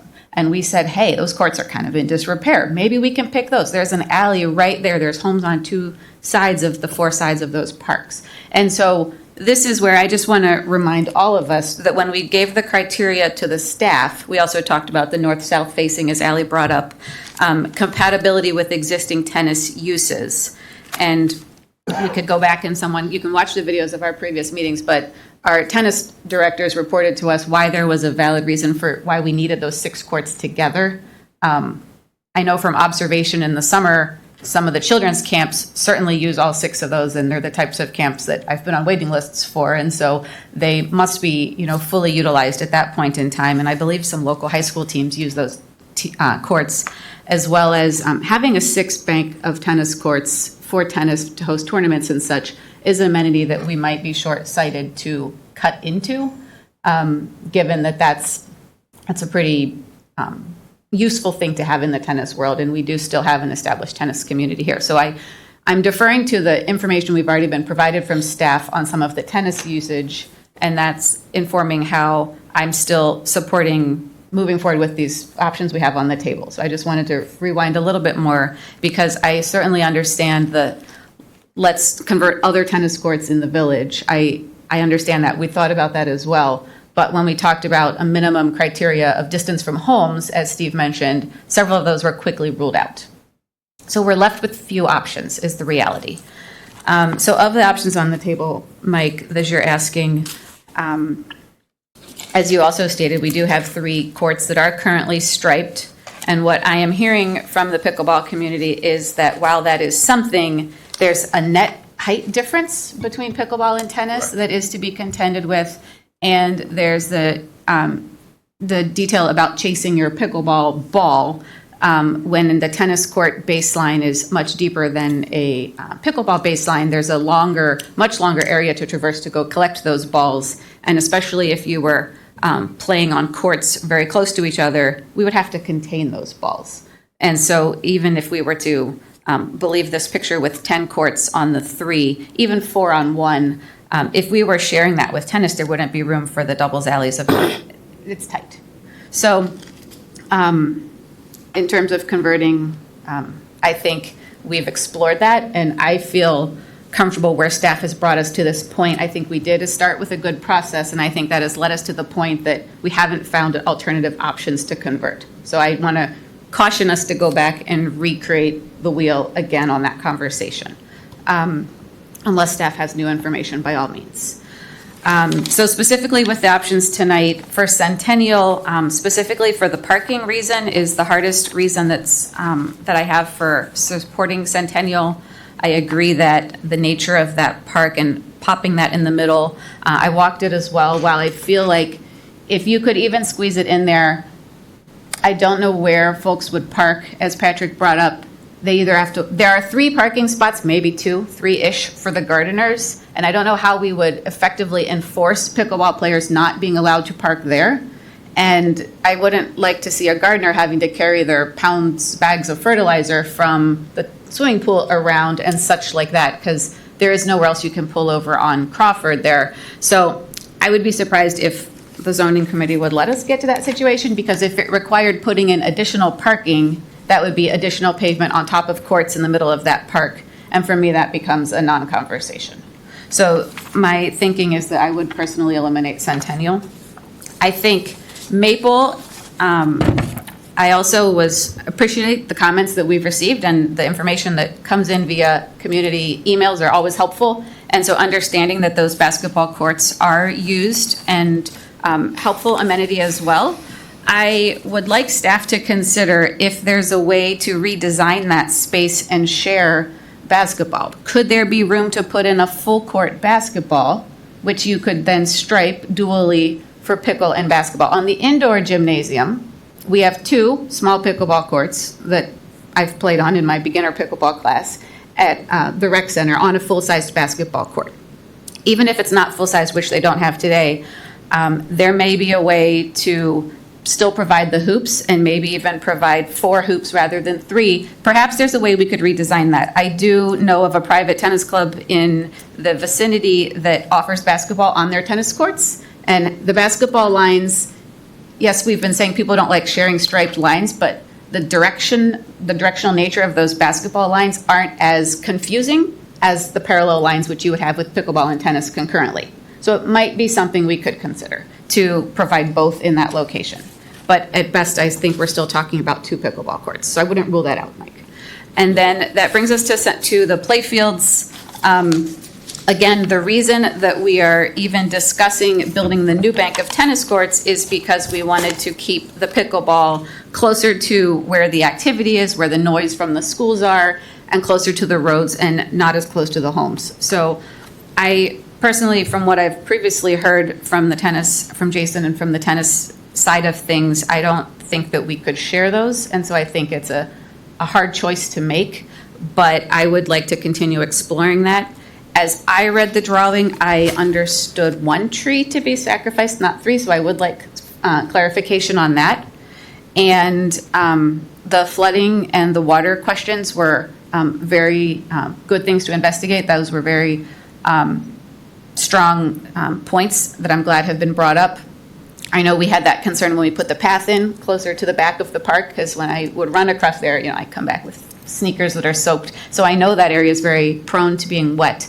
And I remember when we put in the path, we were told that was actually helping in certain ways because of how it was designed.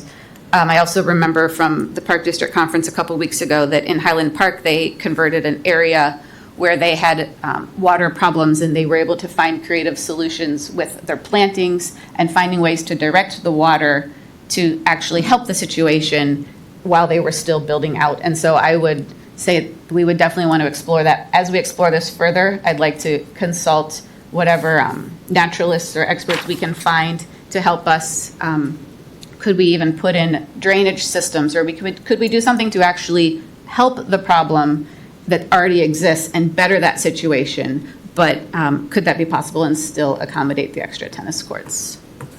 I think that's the end of my notes. Yeah. So I think I hear you saying that you would like to eliminate Centennial from consideration. You'd like to investigate further the other two, and is there one that's a priority over the other? Well, we talked about having 4 to 6 at a minimum, and so for that reason, community playfields needs to be where that would happen. I don't know which one goes first because, quite frankly, I'm with the folks that have said the sooner the better. And so I think the community, people are right, pickleball is becoming an expected amenity. I think someone shared that they Google that when they go out of town, and that doesn't surprise me. I think it's time for Wilmette to do that. And I've heard, I'm frustrated as well how many times I meet folks that couldn't get into the next pickleball class at the Wilmette beginner class, and they say, oh, for the next session I'm going to Skokie and Northbrook, and all I hear, and it's none of the people in this room, by the way, these are just other people I've met through learning the sport who are all taking their money, their recreational time, and they're building community in other communities. We want to build community here in our village. That's part of what the Park District is supposed to do. Great, thank you. So my thoughts, first and foremost, I believe we need dedicated pickleball courts in our community. And I think we've been talking about this. We've been talking about this for the better part of 4 years. And I do understand there's some challenges and there's some issues. And so I think we need to keep this process moving toward dedicated courts. I think I've heard from a couple of different folks, and I had the same thought that there may be some solutions at Maple Park that could get up and running more quickly. With movable nets, perhaps striping the single tennis court the opposite way. I'd be all in favor of doing that as quickly as possible to get something like that out there. But I don't see that as addressing the community need, which I think is what I heard you saying as well. So I always saw Maple Park as sort of a secondary or a tangential option. Going back to Cecilia's comments, an opportunity to have an amenity in the eastern part of town that might be closer to folks with having a more significant amenity more in the center to the western part of town. There were a couple of comments about basketball, just sort of keeping the discussion about Maple Park, and I would hate to eliminate that basketball court, but if that were the right place for permanent pickle courts longer term, I certainly hope that we could relocate that basketball within the park. I don't think it has to necessarily be an either or, but I think I'm getting pretty far afield when I start speculating on some of that. So as I think I've heard from a couple of people with respect to Maple Park, if we can stripe the single tennis court perpendicular with some movable courts, so there's an option for folks there and that could get done quickly, I would be in favor of it, but I'm not sure that should really be our focus. So you really are looking at Centennial and the community playfields. And I agree with what I've heard from a number of different folks that when I walk the Centennial Park, it sort of feels like we've sort of plopped something in the middle of a field because we didn't really know what else to do with it. And I think there are potential parking concerns. I think there are potential conflicts with the gardeners as if we do try to create some more parking, or how do we manage that? I see a lot of concerns and a lot of issues with Centennial.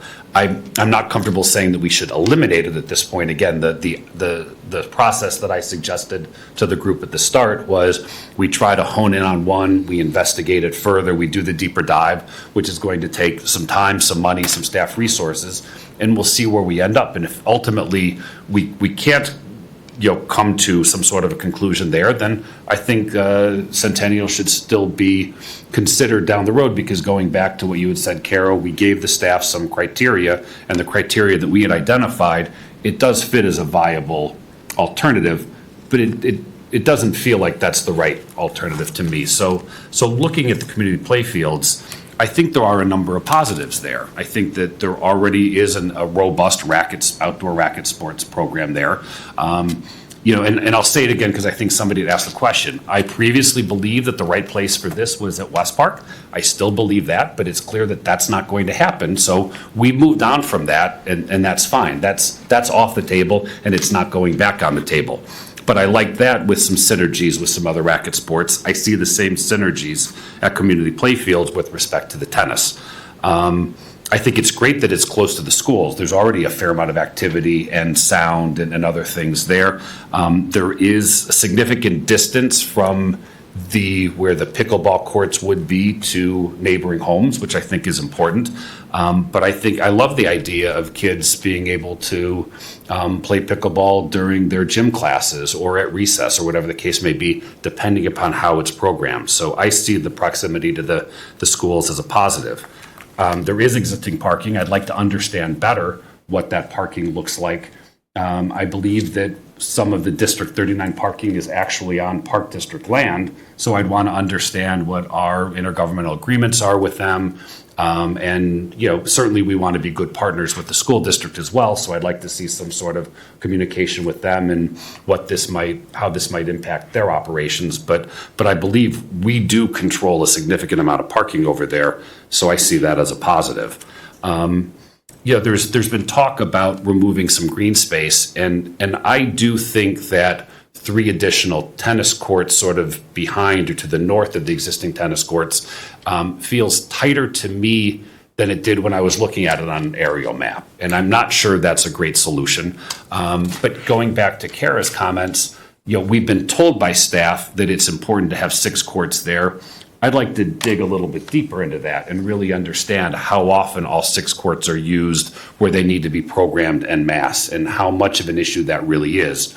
In the same way, we heard very clearly from staff that from a programming standpoint, they felt like they needed 8 pickleball courts, but we're only considering 6 pickleball courts, I think, at most of these locations. So we've heard from staff before where they said they'd like to see one thing, but it looks like we're moving towards something else. Let's find out how significant that is. If it turns out that the 6 courts aren't so critical, well, what can we do? Could we potentially leave one of the bank closer to the schools as tennis? Could we add a little bit of pavement on each side of the other bank and get another court there? Could we end up with 4 or potentially even 5 courts, and how workable is that? I think those are all things that we need to investigate further. But the fact of the matter is the play fields are probably our most active park. I think a long time ago it was called Locust Park. It's not called Locust Park anymore. It's called the community play fields because those are our play fields. And of course that doesn't mean that that's the only use or purpose for that park. I go over there. I like to walk. I like the path. My kids have played soccer there. But it's a great open space, and I think we want to be able to keep allowing people to use that space that way. I'm not sure this activity is going to significantly change the character of the park. I do think that if we continue to investigate here at the playfields, and it sounds like there's a consensus, at least a majority of the board to move in that direction, there are a lot of things we have to look at.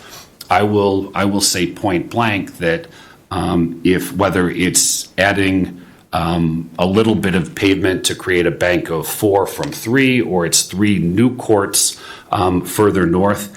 Anything that doesn't address drainage or creates any scenario where that could negatively impact any of the homeowners is a non-starter for me. So we have to, talk with the engineers and make sure that would be fully addressed, whatever that looks like. As I said, I've got a question about whether 6 tennis courts is the right number. It may turn out that it is, and that may inform further conversations, but certainly I want to hear from staff why that is, and if we could make 3 or 4 or 5 work instead, because that gives us a lot of other flexibility. No one on this board joined this board to cut down trees. I mean, none of us want that. And there are several mature trees over here. I would like to do everything we can to preserve those trees. I was with a resident earlier today who noted that in that area there were 5 or 6 other trees just a few years ago, and for one reason or another they died. As I said earlier, we really do need to get going on our landscaping plans for this park now that we have them, and get some new plantings going so that 10, 20, 30 years from now we have more mature trees. But by the same token, if it turns out that one tree prevents us from doing what we think is in the best interest of the community, it's certainly something that we should consider because that tree might not be there that much longer. But again, to be very clear, my comment, I would like to do everything I can to make sure that we can address both the tennis and the pickleball needs on this location without cutting down any trees. If we do further investigate this, obviously sound mitigation is going to be a critical element of this. We've heard from some experts and from some residents about different sound dampening materials that we can put on the courts. And I think part of that then analysis is, from the little I understand about sound, going back to my high school physics class, you want to keep it open on one side so the sound has a place to go. Does that get directed toward the schools, or does it get toward the junior high, or more toward Highcrest, or whatever? There's a lot of that we need to investigate, but because we have more distance from this potential location to houses than we have, for example, right now with the striped courts at Hibbard, or what they have in Skokie and a number of other places, I think there's at least potential that we can do things to at least mitigate as much of the noise as possible. But that's something we have to understand. Obviously, if we look at this, we need a better understanding of what the costs are. I know staff needs to do that. And then finally, I've heard from several people, both here and recently, that apparently there's an issue with usage of those tennis courts outside of what I think would be considered normal hours. And certainly I would want to investigate that further. I don't think anybody should be on those tennis courts at 6 o'clock in the morning. People shouldn't be on the pickleball courts if they end up there at 6 o'clock in the morning. So we need to define some hours of operation, and then we need to have an enforcement mechanism for them. So those would be my thoughts. Again, as I sort of hear the consensus from the board, and correct me if I'm wrong, that there seems to be a majority of board members who would like to further investigate some sort of a dedicated pickleball facility at the community playfields. And with some of the things that I'd mentioned and others have mentioned, ask staff to investigate further and then bring more information back to us at a future meeting. Agreed? Yeah, I just want to note, we understand construction schedules being what they are. I want us to have a temporary solution while we pursue permanent.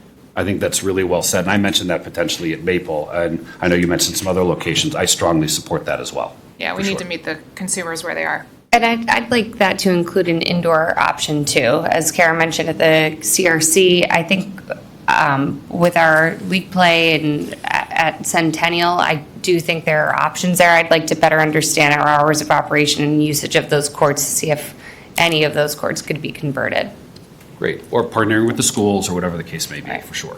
Yeah, Yes. and I will note that deeper in the packet, in the operational reports, it was mentioned that there has been additional pickleball time identified for indoors. So it was not clear if that's at the tennis club or if that is in a conjunction. Steve, do you know? I believe that's at the tennis facility. That's all the tennis And then staff is also looking, when we kind of reset the tennis court usage come the fall, because that's the cycle of the operation, that there'll be a concerted effort to create more blocks of time that'll be advantageous for pickleball. But the blocks identified in the update tonight are not for the fall. These are for sooner than that? They're sooner than that, and they're at the tennis courts, because Emily's nodding her head at me. Correct. And so if the pickleball enthusiasts in the room might want to turn to the very back of the packet, it was something like Tuesday evenings, a Tuesday afternoon maybe, and once a month on the weekend evening. So there was something. But can we, Steve, get as Julia and Allie have said, can we get an update even in 2 weeks at the committee meeting regarding temporary access options, That would be both great. indoor and outdoor? We will put together as much as we can, yes. Thank you. That's great. All right. Next item on our agenda under new business is consideration of surplus ordinance number 2023-0-2. Could I have a motion? So I move to approve ordinance 2023-0-2, an ordinance authorizing the disposal of certain surplus property owned by the Wilmette Park District. Second. All right, Steve, just a brief overview. I know you mentioned it in your...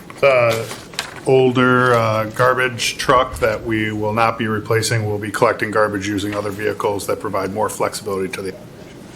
Great. All right, any further questions or discussion? All right, roll call, please.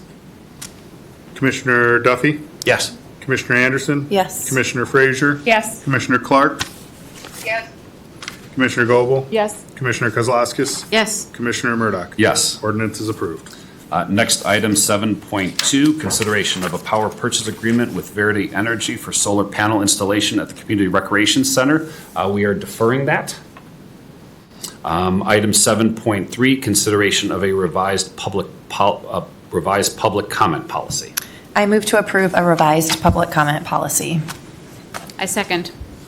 All right, discussion, a little overview, Steve, please.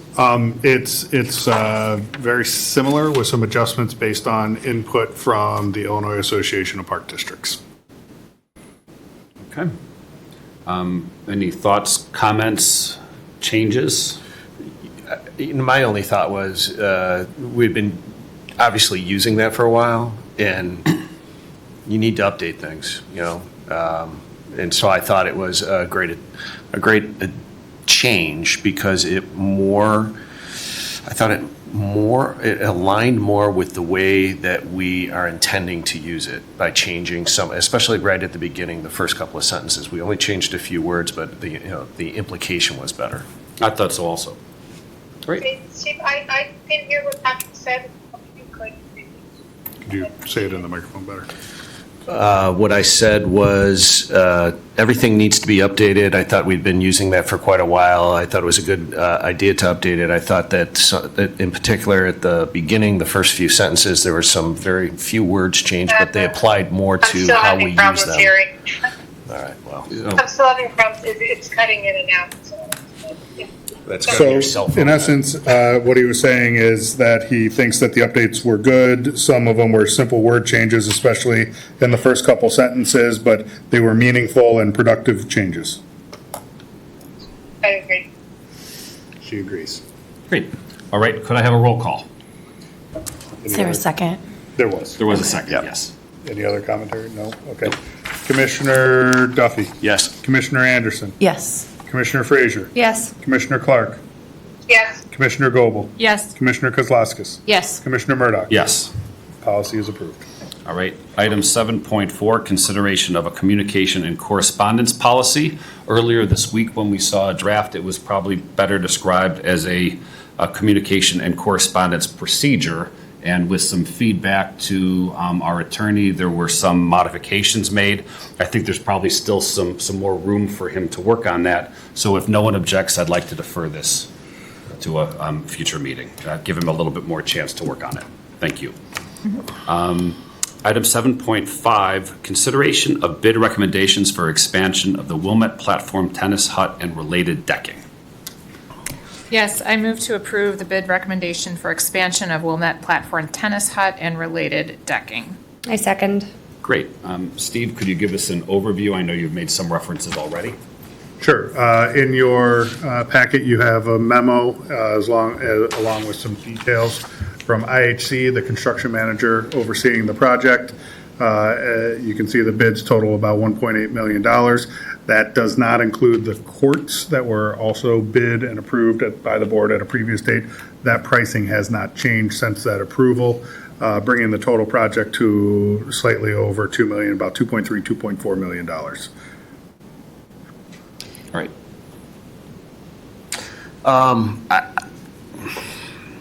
It's frustrating when you budget something because of, some rough estimates that you had put together. So you kind of plug in a number, and then when it actually goes out to quote, it comes back higher. You go back to the contractors, ask them to sharpen their pencils, and it stays high. So yes, it's very frustrating. I think one of the things that everybody's dealing with today is how expensive construction is, just in general. I mean, you call a plumber to putting an addition onto your house, any of that, it's just so much more expensive than it was just 3 years ago. So with that in mind, combined with, I've brought this up in other meetings, I brought this up in some of our closed sessions, and the point that I need to put out there is that we are making decisions today for the benefit of the community for the long term. And with that in mind, If today you quote unquote overpay for something, over the course of time, you're still ahead of the game because the value that you have provided over a period of time of 5, 10, 15, 20 years far outpaces the quote unquote overpayment in the moment that you're actually buying something or constructing something. So I am in favor of moving forward with this project. All right, thank you.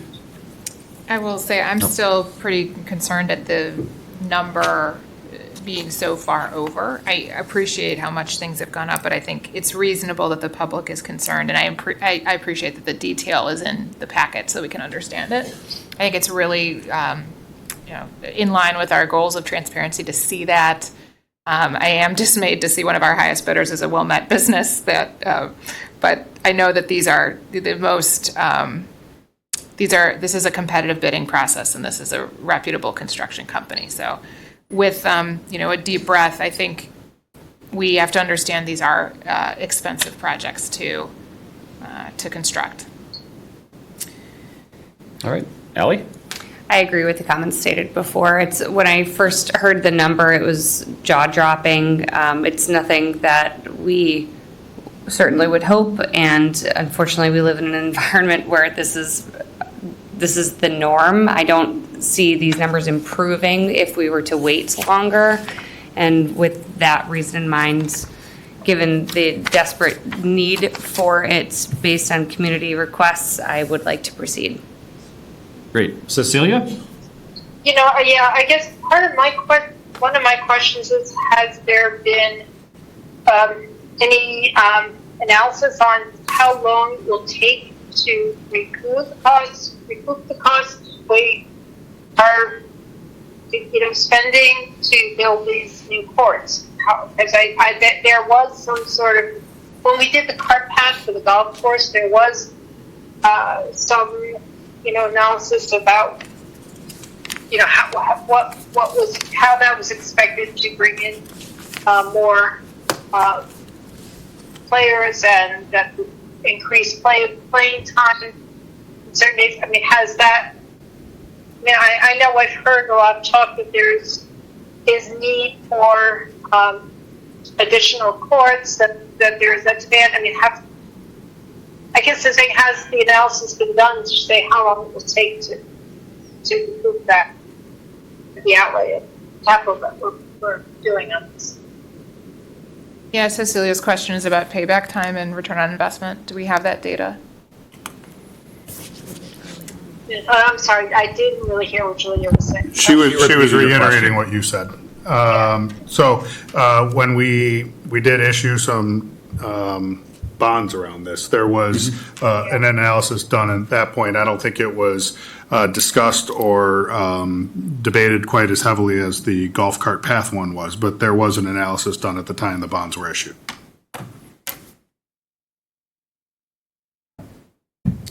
Cecilia, any further comment or follow-up? No. Okay. No. Okay. I support moving ahead with this. I think appreciate all of the extra time and effort that staff went into to make sure that we were getting the lowest cost that we could. It's out of our control, and I also strongly believe that this is not like a high number that's coming out of nowhere. Costs are high everywhere, and so for that reason, I'm comfortable proceeding. Great. Yes, he started. He led us off. Sorry, I missed that. Yeah, I agree with what everyone else said. Certainly, costs have risen across the board, and we've tried twice, or we've tried a second time, and we've not gotten it to be lower. We've done our due diligence, and at this point, to Cecilia's question, we did increase the league play this year, so I know, not being an expert, but it sounds like you would have brought in some extra revenue even this year for the courts that we didn't deliver. I might be conflicted about that, but in terms of payback, it's perhaps already started to pay it forward. And quite frankly, this is something the board had promised already. And so, although the costs are more than we expected, I don't see that as a reason to change the direction now. Right, and picking up on the fact that we've already programmed those 8 courts, even though we only have 6 courts. There was some misinformation earlier tonight that we had promised the league that there would be 8 courts, which I know not to have been the case. I had conversations with Alan Graham. I know that Jason and Eric did as well, that we never gave any representation to those leagues that there would be paddle courts online at the start of the season, but that we were going into construction and we hoped that we would have them sometime during the season. So just to correct that misinformation earlier, but to your point, we have effectively promised these courts in the sense that we've brought players in, and if we don't have these courts, a lot of those folks will have to go someplace else. We did generate some revenue, which is, again, a nice, byproduct, if you will, given that these construction costs are higher. But this is a project we've been talking about for several years, and it's time for us to get it done, and it's time for us to get it done in a timetable that this can be completed hopefully before the start of the next platform tennis season. We talked a little bit about the cost. The construction costs are higher than any of us want. We saw that at the Lakeview Center. We've seen that a number of other places. It is the world that we live in at this point, and it's unfortunate. I think it is worth noting that we as a group decided not to consider putting in the 2 courts temporarily. We approved the contract for those 2 courts, I think, many months ago, perhaps back in August. But then when the site work came in, so much more expensive, I think that was more than double what we expected when it was a standalone project. And I have a vague recollection that one of the line items, the electrical line item, came in at 5x or 6x or 7x of what we expected it, and we weren't comfortable. The staff wasn't comfortable spending the money under those terms, and neither were we. But this is really our last bite at the apple with this. We did go back, my understanding, Steve, correct me if I'm wrong, and seek some value engineering cost savings that didn't materialize. We tried that. Every time you do rebid, well, everyone has seen what everybody else has bid in the past, and so then there's some game theory going on, and the prices go up. So I don't really see that as being a viable option moving forward. These are the difficulties with working within the public process. So it is what it is, but I think it is worth noting that we did have the great foresight to go out and borrow funds a year ago at some very, very attractive interest rates. So as we do, if we do at some point want to take a look at some sort of return on investment analysis, a lot of our carry cost is much lower than it would have been if we were making that decision today. So I fully support this project. I'm disappointed that it's as expensive as it is, but and from my perspective, we absolutely need to get it done and need to get it done now. Can I just add one more comment? Please. As I was thinking about this afternoon, we get a lot of email back and forth, pro and con the paddle expansion with regards to the league. And I know I just mentioned, well, you had some extra teams on the league. But I was thinking about this afternoon, and I just did some literally back of the paper calculations here. And truly, the league is less than 20% of the hours that the paddle hut is operational. And so I just want to be clear that we're not building these extra 2 courts for just the league play alone, right? But having just gone through summer camp signups and being a mom who's on the moms groups and all the moms commenting that their kids didn't get into their preferred camp because they sell out, 5 minutes after registration goes live, paddle and pickle paddle and more, or there was a couple camps that happen over there as well. And so those courts will be enjoyed and utilized, I'm certain, by the general paddle community at large. It's not just the adults that use it in the evening. And so that's just another reason to, this is a growing sport. We teach it to the children. And I've heard the pros tell us that court time is just at a premium at all times of the day. And so that's another reason that I think, similar to all the pickle conversation today, this is something that the demand has proven, and it's time to move. Well, I just want to speak to the demand. Having a paddle player in my house who is constantly on the edge of the clock, ticking over to the point that they could log in and reserve a court so that they can get a court from when they want to play. Especially on the weekends, there's a big demand for the courts. So to have 2 more, it's just going to be sucked right up, so to speak. So, Great. Any further comments? All right, roll call. Commissioner Duffy? Yes. Commissioner Anderson? Yes. Commissioner Frazier? Yes. Commissioner Clark? Yes. Commissioner Goebel? Yes. Commissioner Kozlowskis? Yes. Commissioner Murdoch? Yes. The bid recommendation is approved. Thank you. Could I have a motion to adjourn to closed session? I move to adjourn to closed session for the discussion of the purchase or lease of real property for the use of the Park District, including meetings held for the purpose of discussing whether a particular parcel should be acquired, as well as the setting of a price for sale or lease of property owned by the public body, as well as the discussion of the appointment, employment, compensation, discipline, performance, or dismissal of a specific employee of the district, including hearing testimony on a complaint lodged against an employee of the district or against legal counsel to determine its validity in accordance with sections 2C1, 2C5, and 2C6 of the Open Meetings Act. Second. All right, before we take a roll call, I know that some folks here from time to time stay with us while we're in closed session, and then after we conclude, we come back out. There's generally no additional business that's conducted, but anyone is welcome to stay as long as they would like. This is the meeting every year where we as a board provide a review of our executive director's position. We obviously take that role very seriously. It does take a fair amount of time, so anyone who would like to stay, you may be here for a little while. Just want to let you know that. You're welcome to stay. And with that, can we have a roll call? Well, don't forget to look at the back of your packet Yes. for Good all job, the Patrick. great work that our staff does. You know what? I forgot this time. Patrick, one more time. Go ahead. Most impressively, only because Kara brought this up and I was right on board with her quickly. K Nature Center is coming along. Oh, it's beautiful. Fantastic. It really is. Some more outdoor place. And there's pickleball hours, people. And there's new pickleball There's hours. lots of If you good look stuff at the in back there. of the Yes. packet, there's plenty of things that staff has been doing, including all of the camps and programming to take a look at. So I just don't think that there's enough compliments thrown towards our staff for what they do. So I like pointing it out. Thank you, Second. Patrick. Absolutely. Roll call on the closed session. Commissioner Duffy. Yes. Commissioner Anderson. Yes. Commissioner Frazier. Yes. Commissioner Clark. Yes. Commissioner Goebel. Yes. Commissioner Kozlowskis. Yes. Commissioner Murdoch. Yes. We are adjourned. Thank you, everyone.